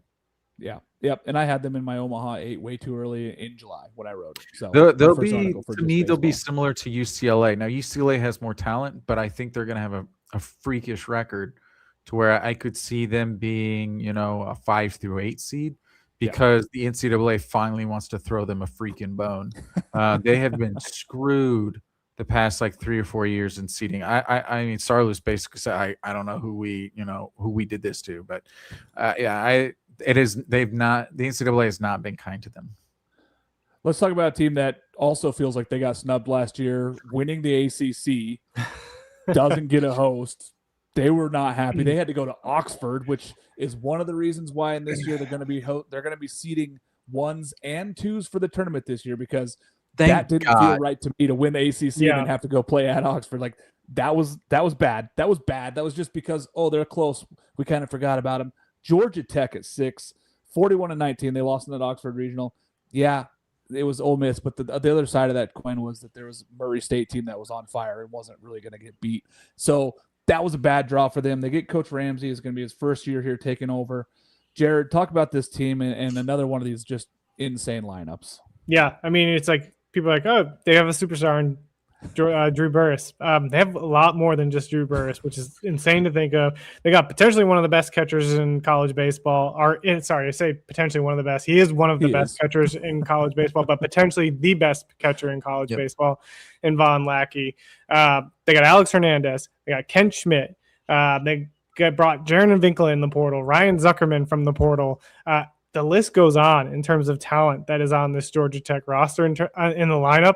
And Drew Burress was on the podcast, and he's like, it's going to be really hard to pitch around me this year. And he's like, that's what I'm looking forward to most. It's like everybody in this team can hit. You get a table setter profile out of Jaron Winkler, who's going to probably be in the leadoff for this team. Like, he is an absolute table setter, like pure contact skills, some of the best in college baseball. I really love this Georgia Tech team. And then, again, question marks were on the mound last year, but Tate McKee goes into another year this year. We'll look to take significant steps to be that Friday night ace. They go and get Justin Shattuck out of the transfer portal. This is a kid I saw for Rutgers who was mid-90s with the fastball, had some absolutely electric stuff. Struggled a little bit last year, I think posted over a 7 ERA, but if a team can take him in and really refine some of his mechanics and really get him living in the strike zone, like Justin Shattuck could be a huge piece. Then you got Mason Patel out of the bullpen, who was maybe the best reliever in college baseball last year, if not the best reliever in college baseball. I shouldn't even say maybe. But this Georgia Tech team Will is somewhere crying over his Arizona. But I agree with you. Yeah.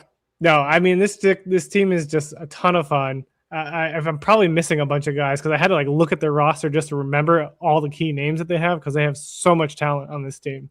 Bro, I'm really interested to see Dylan Loy transfer out of Tennessee. Yeah, Dylan Loy, it's another one. He was like a piece for Tennessee out of their bullpen. The way that Tennessee would work, they would almost match up. They had so many arms. It was kind of like, hey, get these 2 to 3 guys and get out. And he was really, really good at getting those 2 to 3 guys. I'm interested to see what he does when he gets more like 5 to 8 guys. Is he able to go that 1.2 innings, that kind of 2.1, kind of in that kind of middle-ish kind of reliever, maybe into an extended closer? Because Tennessee never really did that for him. So I think he's one of those guys that could really jump out onto the scene because he has some pretty crazy stuff. I thought that was one of the more underrated. I mean, we had him 83rd, but it's hard to be a reliever and be that high. I think he's going to be a really good piece for them. Yeah, I'm excited. I honestly believe that this Georgia Tech team could hit 160 home runs. I don't think it's out of the question with how much talent they have. I'm telling you, I think that Zuckerman is hitting 7th for them and might hit 20. So I'm telling you, I think that this team could hit 150, not out of the realm, 160. I'm not putting it past them. I'm excited to start the home run counter for Georgia Tech early. What is that, 2.5 homers per year? I guess that's not too crazy. I don't know. It's a ballpark that plays the home runs, and you got Drew Burris, who's going to be trying to be the number 1 pick. He could hit 30. There's a lot of talent there. What's his max? 25? Did he hit 25 once? Yeah. I thought so. I can't remember.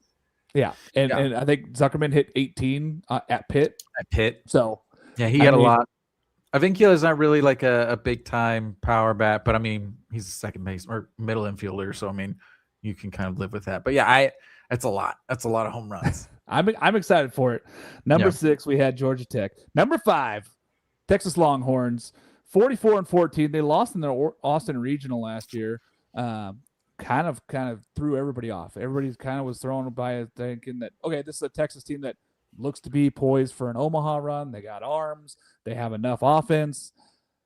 They kind of fell apart on them. Coach Schlossnagle was looking around at the end of the game going, we just lost to an in-state team in UTSA, going, what happened? And then they, Texas might have been looking ahead saying, we got to go play at UCLA, who might have probably was thinking maybe shouldn't have been hosting, but we got to go up there. They played so well in SEC play. And then just to kind of fumble at the end of the season was kind of a shock to a lot of people.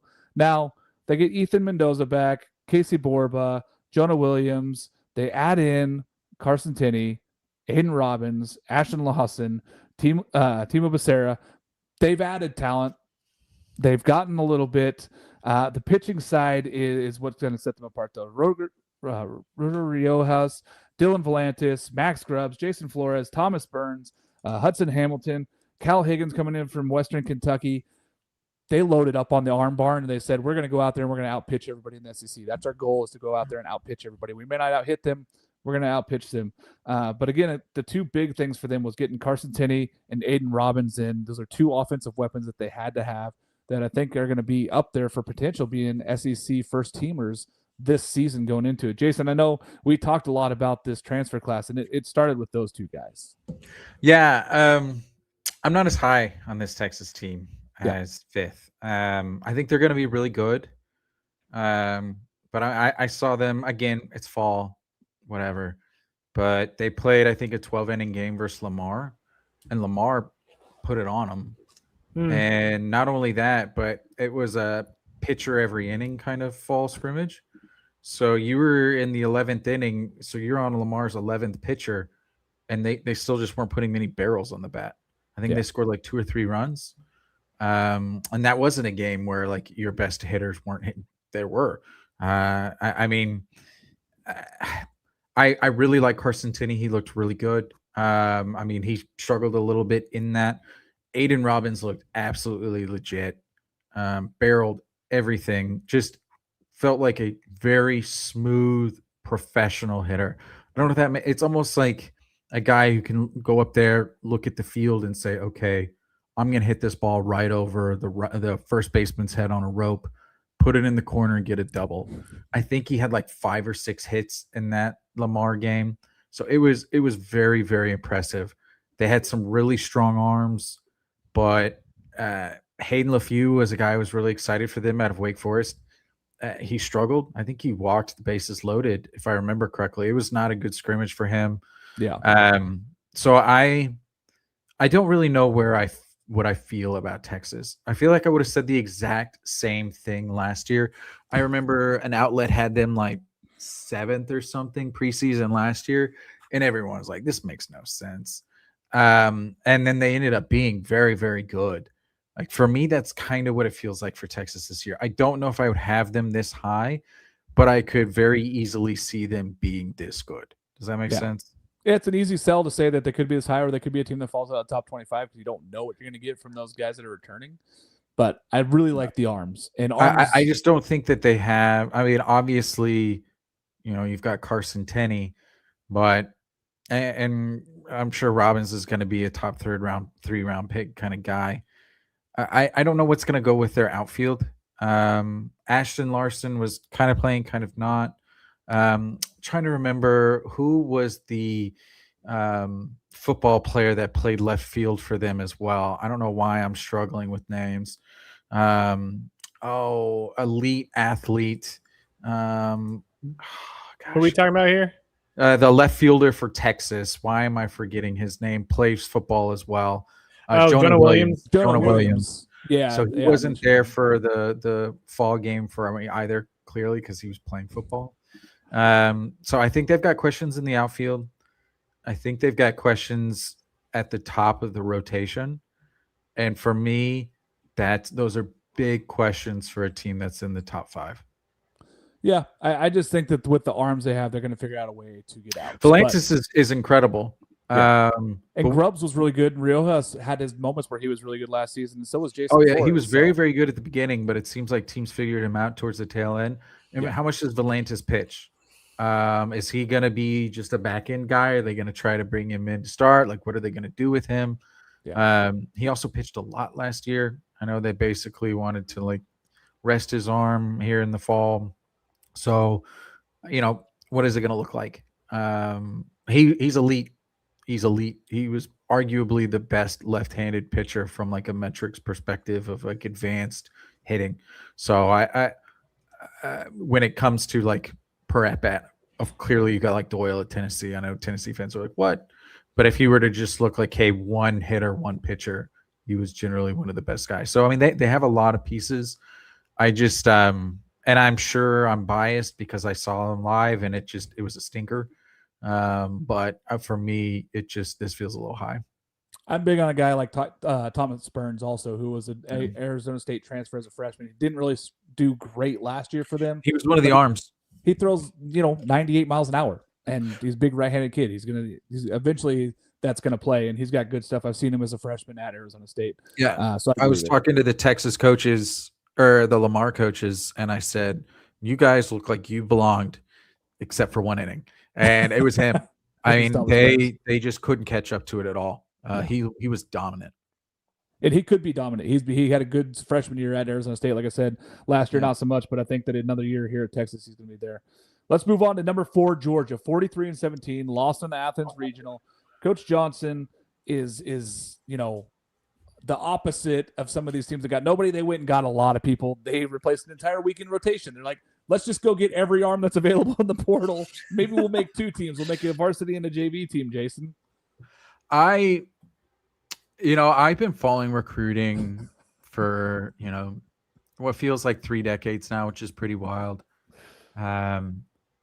I always love to look back and see like, oh, the craziest recruiting classes, and, basketball, like your Fab Five and, Kentucky with all of their ridiculous portal or their freshman classes they've gotten.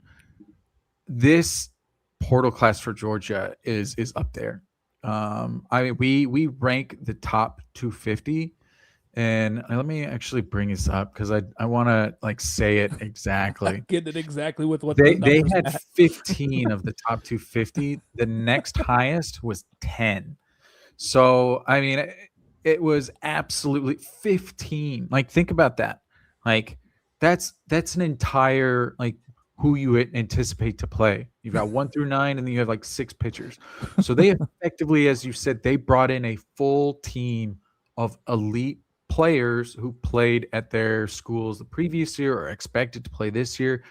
And then they brought back some talent, and then they brought in some freshmen. So like,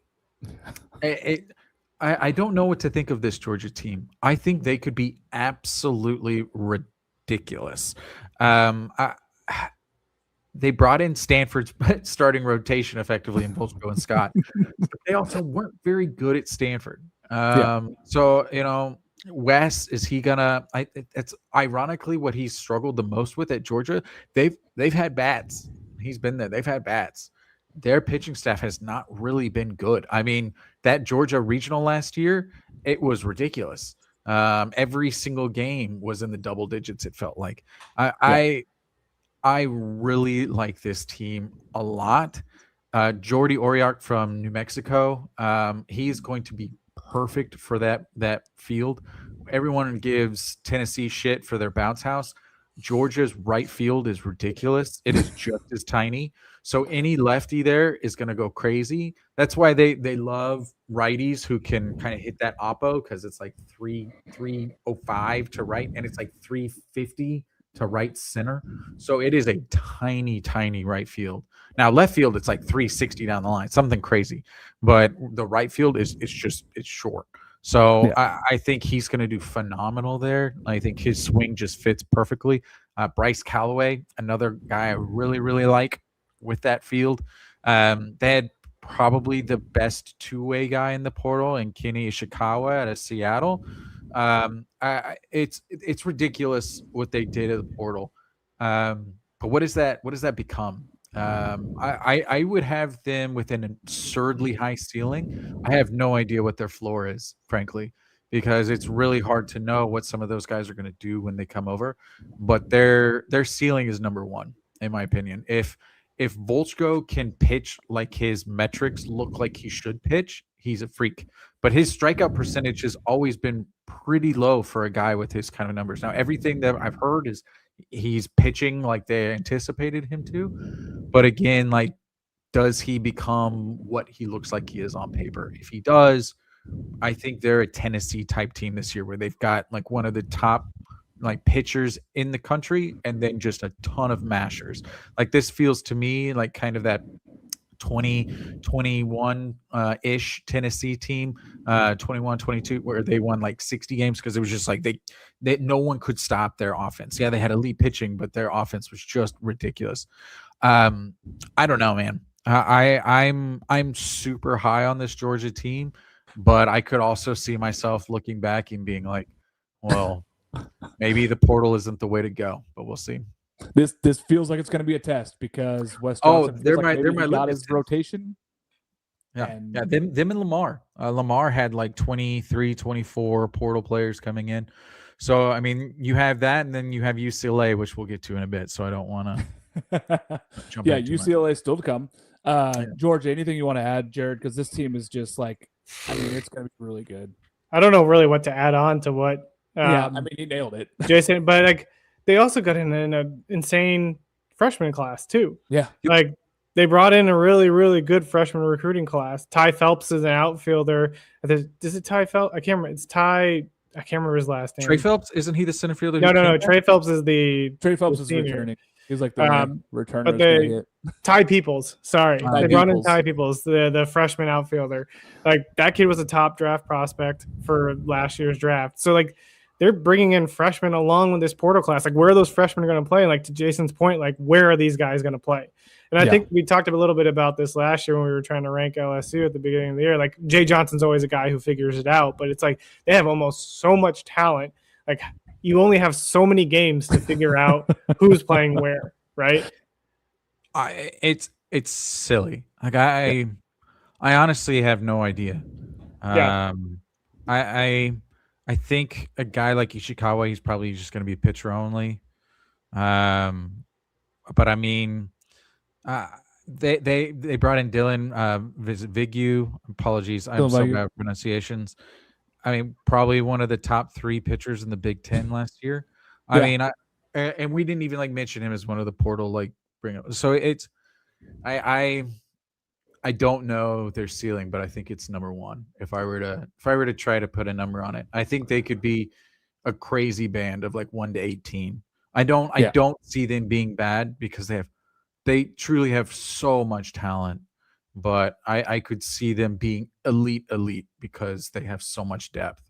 Yeah, I see this team not stumbling as much as people think just because they have so many plug and play guys. So it's like, okay, so and so's not performing. Boom, we got a backup that could hit 20 home runs. Let's try it. We got another arm that could go out there and get us 50 strikeouts from a weekend rotation standpoint. So I know that last year they kind of tried to piece it together on the pitching side, and it cost them late. They didn't really get the outs they needed. They feel like they went and addressed that. Wes Johnson being a pitching coach, I believe in him, and I think that if he's got the arm talent and he can figure out how to place 10 of these arms and make it work, they're going to be really, really good. Oh, they brought 10 arms out of the portal, something ridiculous. Again, they shouldn't lose a midweek game. That's I don't think they should lose a midweek game, but we'll see. Number 3, Mississippi State, 36-23, lost in the Tallahassee Regional last year. New coach, Brian O'Connor. We all know he's a tremendous coach, right? He's won national championships at Virginia. He knows how to win. He has a good class of players that were there, and then he brought a bunch of Virginia guys with him that are also super talented. So you got Ace Reese, and then he brings in Aiden Teal, James Nunnally, and Reed Stallman's there. And you're talking about guys, Drew Wires, Sean James, all these guys, Vitas Valencias, all these guys that have performed other places and are going to be there now with an all-star like an Ace Reese who could be a superstar and SEC Player of the Year caliber type guy. And you're going to go out there and tell me that he's going to go, all right, we got a new place that's going to pay a lot of money to players. It's going to pay a lot of money to make these facilities great. It's going to do a lot of things to say, we want to be back at the top of the World Series. Mississippi State wants to be back there. They're throwing a ton of resources at this, and they have so much talent there. It's just insane. Noah Sullivan, Kevin Malinsky, they just have so much stuff. Jackson Owen, they have all these guys that could play. And then you're going to throw in one of the best arms in Jack Bauer as a freshman coming in there, 6'4" lefty. They're 104 or whatever. Yeah. It's crazy what they have and the amount of talent that they're going to have this year. I believe in O'Connor. I think that it was kind of a shock when he left Virginia because I think people just thought he was going to be a lifer at Virginia and stay there. He was frustrated with the way last year ended and then not getting a trip into even a regional last year. I think that they were like, hey, we got to make a change. And I think Mississippi State made a huge splash, and I think it's a great hire for them. This might be really high for the amount of talent that they have.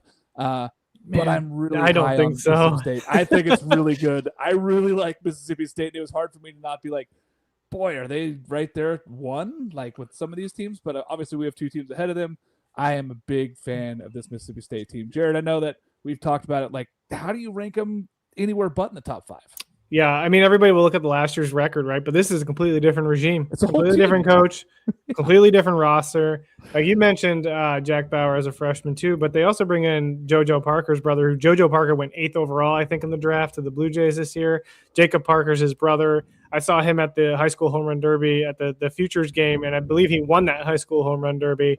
That guy's got some massive power. Should have probably been a draft pick in the MLB draft. So bringing that kid – along with the transfer portal class, I think, Jason, there's 6 guys in the top 100 on your rankings. I think we had them number 2 and number 3.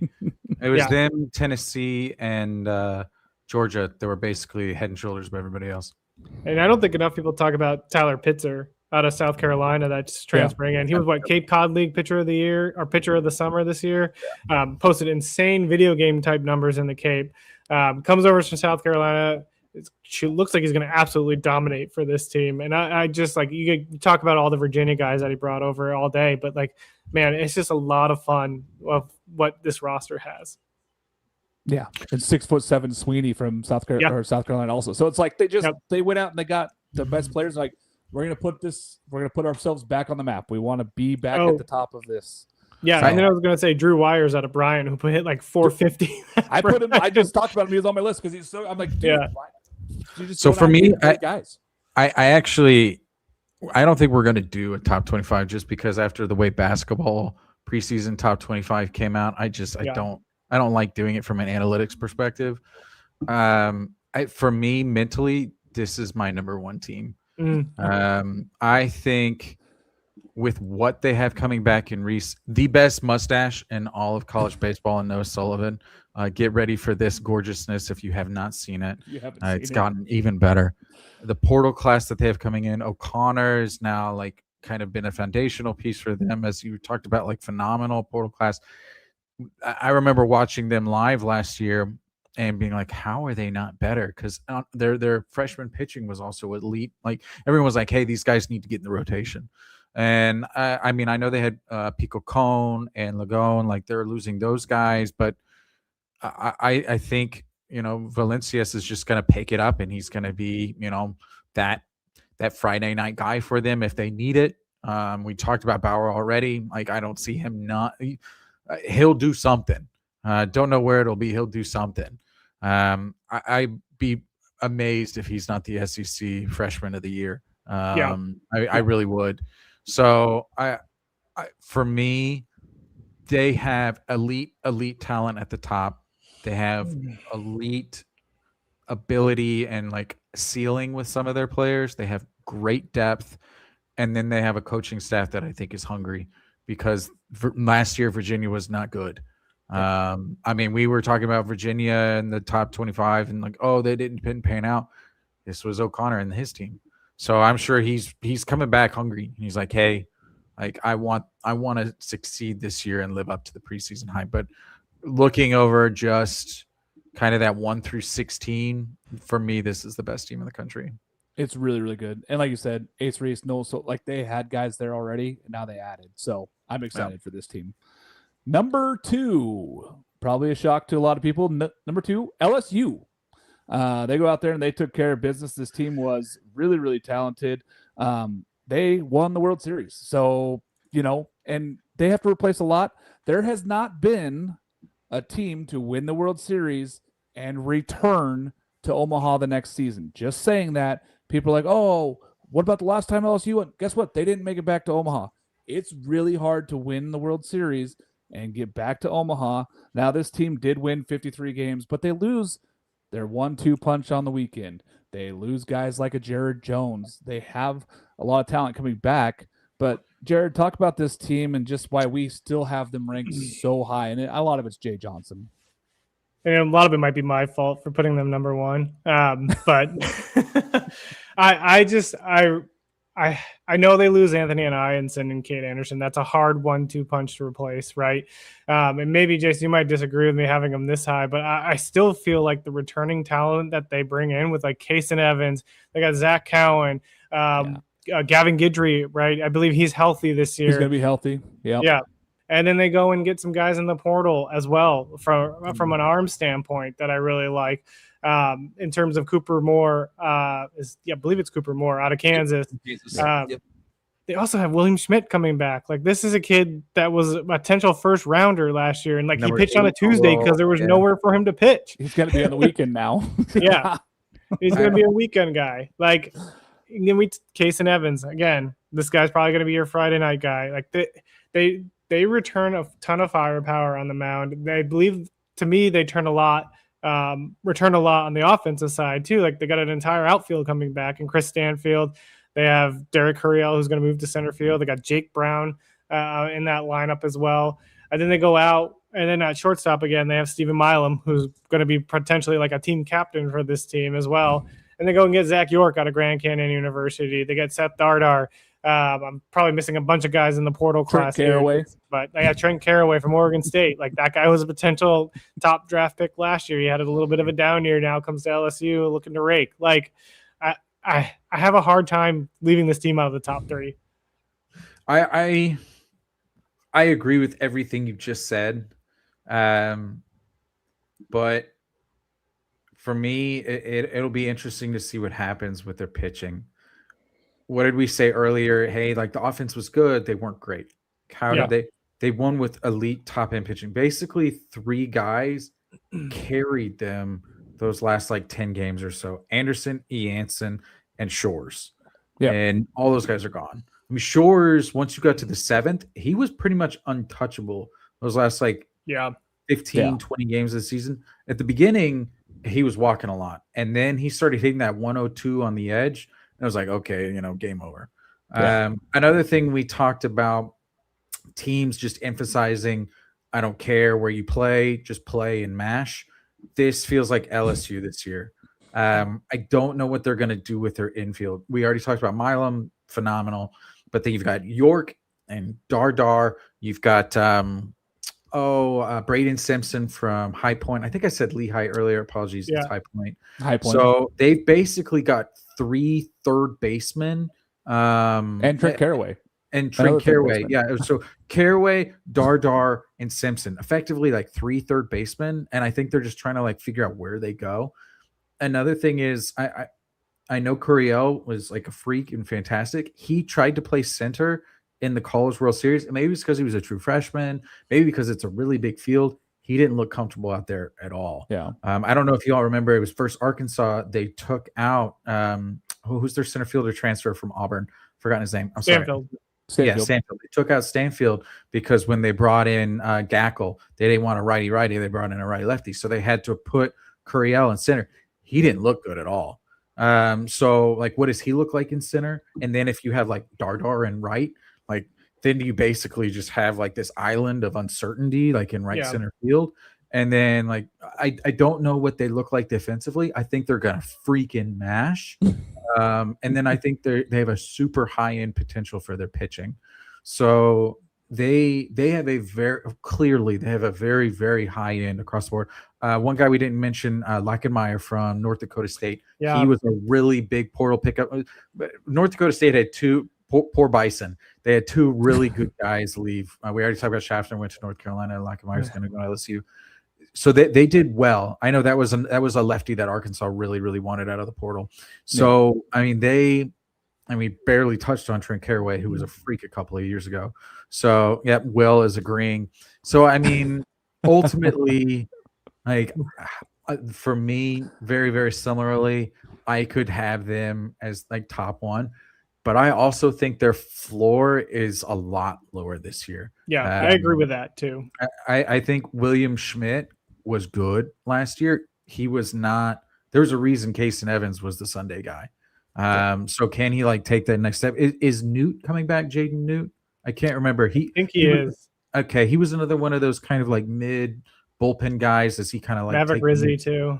Yeah, like these guys who, because they threw Anderson and Jansen so damn much that you didn't really have a ton of innings in those kind of like 6th through 9th pitchers, especially towards the end of the year. It kind of felt like the NC State of old, where they had like 5 guys, and they're like, we're going to stick with these 5 guys. We're going to score 5 to 7 runs. We're going to get 1 or 2 really big hits, and we're going to win the game. That's what it felt like last year, and they did it perfectly last year. I don't know if they have the like super, super high end pitching to be able to do that again. And so are they just going to mash the hell out of the ball? Are they going to win like 10 to 8 games? Maybe. I don't know. Yeah, it's, for me, I look at it and go, just the numbers say it's hard to win a World Series, lose first round draft picks, and then return. And if somebody's going to do it, it's Jay Johnson, and it could be this team. I am still holding out thinking that they maybe miss here. Maybe the lineup doesn't mesh together. Maybe they don't mash as much as we all think that they should be able to mash this year. Maybe they're in tighter games or the target on their back, whatever you want to say. All the superlatives, it could be different, but we had to put them at 2 just because of how much talent they do have. I mean, it's just there. They're going to be ridiculous. I don't think this ranking feels fine to me. Yeah. But if I were to try to be critical of it, I'd be like on the lower side, not the higher side. Yeah. Clearly not that. It's hard to be on the higher side if you're second. But if you were to almost like put it into quartiles of like, or we'll put it into brackets of 5 of the top 15. I put them in that 5 to 10 range rather than the 4 to 1 range or whatever. That's fair. I'm good with that. But I also think that our number 1 team, UCLA, deserves to be there with how much they're returning. 48-18. They lost in Omaha. They almost felt like they were a season early to be there from where a lot of us thought with this sophomore class that they came in as freshmen. They decided they wanted to stick together, and then they just move on in. And, it just was tremendous to see what UCLA had done and kind of get that late. Yeah, thanks, Jake. Hat wall is dope. I love it. It's even bigger than it shows on screen, guys. So if you guys have hats from teams, feel free to send them over. But anyway, UCLA, Coach Savage has built just a freak of a team, and they all decided to stay. They all want to be here. They all want to be a part of what's happening at UCLA. And then they're like, oh, we have 8 of the best offensive players returning. Let's add Will Gasparino in there and say we got 9 players now that are basically all draw-in starters. And then we're going to go out and get one of the best freshmen in the country in Angel Cervantes and say, you might get a chance to pitch on weekends for a team that's going to be ranked number 1 in the country. Unbelievable what UCLA has. I mean, I could go on and on. We've talked to Rock Chalowski, who could be 1-1, could be the Golden Spikes winner. This guy might win every award there is. He finished 2nd overall in home runs last year, 3rd overall in home runs last year with 23. He bunts if he needs to. He hits home runs. He plays great defense. He does all the things you ask of a guy. And then he's surrounded by all this talent that you have to pitch to him. So you got like Molovai Lavu up there. You got Dean West up there. You're going to have Will Gasparino.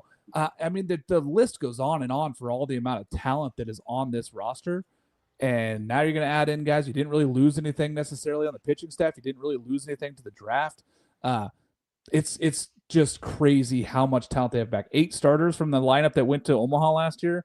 They're all coming back. It's hard for me not to say that they were number 1 the whole time for me, and I've had them at number 1 basically since Omaha finished. From the time my plane landed back in Central Oregon, I had UCLA as number 1, and I haven't wavered at any point, and all they did was get better with their not losing Cervantes in the draft. I thought for sure he was gone. He doesn't go. 2nd-round draft pick, and then getting Will Gasparino too. It's like, I don't know what else you want me to do. I can't throw anything else at this team. There's nothing else to say about this team being the best team in college baseball going into it easily, number 1. I was going to say we talk about the left side of the infield. Everybody talks about Rock Chalowski, but Roman Martin's there at 3rd base, and he should be a shortstop. Like he's Roman Martin's a shortstop playing 3rd base. Yeah. And so like you have that. Then at 2nd base, they have one of the best defenders at 2nd base as well. They got Molovai Lavu at 1st base, who's a really good defender. The infield is great defensively. They got Dean West in the outfield, great defender. Like they and then Cashel Duger behind the dish as well does a really good job. I think Gasparino led the country last year and outs above average. So and they put him out there with Dean West, who's playing a tremendous left field. Like, what do you want? So there was a game versus Arkansas. Apologies, I'm just going to keep doing it. Don't care. Where Gasparino was probably the best non-catch I've ever seen in my entire life. A ball that was probably hit 410 where the outfield is 395, and he almost caught it. Like he's a 6'6" dude who threw like a 40-inch vertical. His belly button was at the top of the wall, and he almost caught this thing. It was I was talking to Arkansas coaches, and they sent me something from like some of their side pictures, and they were like, it's the craziest thing we'd ever seen. He didn't catch it. It was a home run, but still, you're talking about and they just added an absolute freak. And we just barely gloss over Molovai Lavu. Like the dude had 85 RBIs last year. Yeah. I mean, I remember Will said like he could push 100 RBIs. I was like, ha ha ha. And then I was like, wait, no. He's probably right. I struggle a little bit with UCLA because like we saw them in Omaha when they went up against like again, it was elite talent and they struggled. And you look at Rock and you look at what he did like for Team USA and you look against and he struggled. But the Big Ten is super, super down this year. As we were talking, I was like, who did they play? Oregon. They do. And it's at home. UCLA. So, I mean, their schedule is set up like Cake City. So if they can utilize the talent that they have, they should easily be a top 4 national seed. Like I don't. It feels like their floor is incredibly high because of their talent, their returning talent, and I mean not to disrespect the Big Ten, but additionally because of who they'll be playing. Yeah, their hardest series might be at Washington. As far as league series go, I mean, obviously it's TCU. That's the hardest series. But at Washington or at home against Oregon, those are probably the two toughest series that UCLA sees this year. They play an awesome non-con. I'm looking at it right now. They play UC San Diego. They play TCU in a 3-game series. That's going to be legit. They play Tennessee, Texas A&M, and Mississippi State at Arlington. So that's going to be an incredible 3. So their first 3 weekends are elite. So they scheduled very, very well. I think we're going to know a lot about the team after that Arlington series, because you're going to see them versus the best of the Big 12. You're going to see them versus effectively the best of the SEC. And then they start off with at Ohio State, who struggled mightily last year. Yeah. So we'll see. I was just going to mention, too, you talked about kind of the cakewalk schedule, and we were doing our Big Ten conference preview, and we struggled to figure out pitcher of the year. Like, the pitching in the Big Ten this year is kind of decimated in some sense. And so, like, we talk about when they have to get to Omaha and face the elite of the elite arms, like, they're not seeing that every single day. Yeah. Oh, and we forgot to mention, Logan Redmond also showed up on campus at UCLA. Yeah. So, Oops. Forgot that guy. He was one of the last portal commits. And, a lot of coaches kind of they like to do their own thing. But near the end, the amount of texts and calls I got about Redmond was insane. So if his ability is equivalent to his desire from coaches, he's going to be a phenomenal pickup for them. Yeah, I agree. So that's our top 25, guys. We're going to move through just a couple superlatives. I had more listed, but we're just going to do a couple of them because we're going to do a quick. Yeah, we're over 2 hours now. Yeah. We're just going to go real quick. Team that you feel is undervalued in the top 25. Jared, go quick. God, you're putting me on the spot here. I can go first. I think it's Texas A&M for me. I believe that this team could be a lot higher than where we have them. And I think this team could be one of those teams that we talk about hosting by the end of this season. That's how much talent Texas A&M has. So they're my undervalued team. I think that was inside of our top 25. I'll go give you a second more. I was going to say Texas A&M, but I'll jump to Virginia. Yep, I think, again, those Duke coaches, I think they're excited to win. I think they have a phenomenal group. I think Virginia wants to turn around what happened in 25. Give me Virginia as an underrated team. I'll go with Kentucky. I really like this team. You have a star shortstop in Tyler Bell. We've talked about what they've returned on the mound. They bring in guys like Tyler Cerny as well. Nick Mingione, when we had him on the podcast, talked about how excited he's like, this team's ready to play for Kentucky. And I do think they have what it takes. We talked about how many one-run losses they had. They were close in a lot of games. So I think that they've got a chance now that they have these returners to go to the next level. And last thing here before we let everybody go and move on, team that's not in our top 25 do you think could make a little bit of a difference here in this season? Maybe a team that you personally have ranked but is not in our combined top 25. Me personally, I have Kansas. I know that they're bringing in a lot of JUCO players, but they got Brady Bollinger, who's going to play some outfield, maybe some first base. He's the guy that could be first team All-American type player. He could hit 400 about. He could hit 25 home runs. I mean, he's a really high talented player. Daniel Osorio, and then they've got Dominic Vagley at the start of that Friday night for them, who's already had that option. I like Kansas. I just think that we don't know enough about the JUCO players that are coming in to fill in that roster for Coach Fitzgerald. But I believe in Fitzgerald, and that's why I think they're a team that's not in the top 25 that could make some noise down the season here. I'll go with Arizona Wildcats. This is a team that has, well, I was going to say his name wrong. It's Smith Bailey. He's got the backwards first last name thing. Will is again crying inside that you don't know this name like the back of your hand. Tony Pluta too, the best reliever in college baseball last year. Well, he's the best. He's the best. Yeah.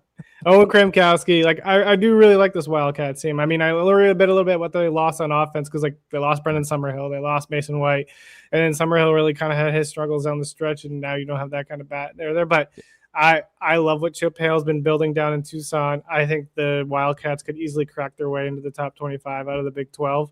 And so give me the Wildcats. I like that. Jason, I'm gonna stick in the Big 12. I'm gonna go West Virginia. Yeah.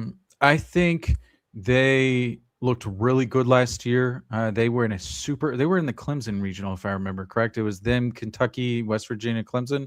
Yeah. Did they win the Clemson regional? Why am I going a little crazy? I'm trying to remember who won that Clemson regional. Was it Kentucky? No, I can't remember. I'm going crazy. No, it was West Virginia. Was it? Yeah, I was about to say. I think it was West Virginia. They beat Kentucky. They got in. They brought in probably the best D2 pitcher in the country last year in Dawson Matesa, a guy who's thrown like mid-90s. Matthew Graveline came from Ohio State. Mm-hmm. Trying to think. They got another really good D2 guy, Paul Schoenfield. So I mean, I think they're trying to do a little bit of the UConn hustle in that D2, D3. I think they have a great program. And I think we already kind of talked about it past TCU. I think it's a big mosh pit for who's going to be that 2nd through 8. I think they could be one of those teams that kind of emerges out of that mush as the 2nd best team in the Big 12. That's my guess. Yeah, I said it to a lot of my followers who asked why I didn't have them in my top 25. And I said, it's the offense. It scares me. I don't know if they're going to have enough, but those D2, D3 guys, if they pan out like they could, that could be enough because they're pitching wise, they got enough. They definitely have enough to be one of those elite teams here. So yeah, I like that program a lot. I think they've done a lot of great things. They've had heartbreak basically the last couple of years in the supers. So, rooting for them. Yeah, love it. All right, boys. Any final thoughts here on the top 25 list? I know we got lots more conference preview shows coming. We're going to have the Big 12 preview show. We got SEC and then finishing up with the ACC, the next 3 preview shows. More head coach interviews coming, more content coming out for you guys. 3 live shows every single week. We're going to have the top 25 show. We're going to have spaces on Thursdays and then the live Saturday morning show. Jared, anything else you want to add on the top 25? No, just ready for this top 25 to be asked backwards 3 weeks into the season. So to just be turned on its head. Yeah, just like we had Texas A&M and Virginia 1-2 last year, I think, or 1-3. I can't remember what it was. That turned out well for us. So, yeah, just excited for the season. Like, it's going to be chaos just like it is every year. When you get into conference play, ACC, SEC play, just never know what's going to happen, man. And, like, preseason ranks, like, always just an opportunity to really just, like, kind of dive in, and just see what happens. So, really excited for this season. I think this is going to be a fun one. Yeah, Jason, anything to add? I want to add, LJ, you're undoubtedly right. Could you just put that on the screen? And I let me just say, like, again, could be. I think that's one of the things where this is a season that this is the least like top end heavy that I've seen in a long time. I think that it's one of those where any team could kind of jump out. They could like kind of take a hold of that number 1 team. I think UCLA is probably going to go from beginning to end at number 1, mainly just because of their schedule. I think they're going to win a shit ton of games, but I do think it's one of the things where everyone's like, my Omaha 8. If someone gets all 8, like super impressive, because I think it's going to be chaos. I mean, for me, and I will add on for you, Mark, I think you're right on Arkansas. I think they are a little bit overrated. I think I saw some with as high as like 4 for them. That feels like crazy high. For me, I would say in that like 12 to 16 range for them. Yeah, and I'm probably too low on them at 25 in my personal poll, but I think that there's a feeling in there somewhere, right? Like I think that's maybe mid-teens, mid to late teens is probably a safe bet for them. For sure. Listen, there's so much talent this year in college baseball. The game continues to grow. More and more people coming out to ballparks. Go out to the ballparks. Go enjoy your games. Come see us live wherever we're at. It's going to be awesome. We'll at least be in Omaha. We know that, but we're going to be out live at stadiums, guys. Thanks so much for watching. We got more shows coming. Appreciate you guys.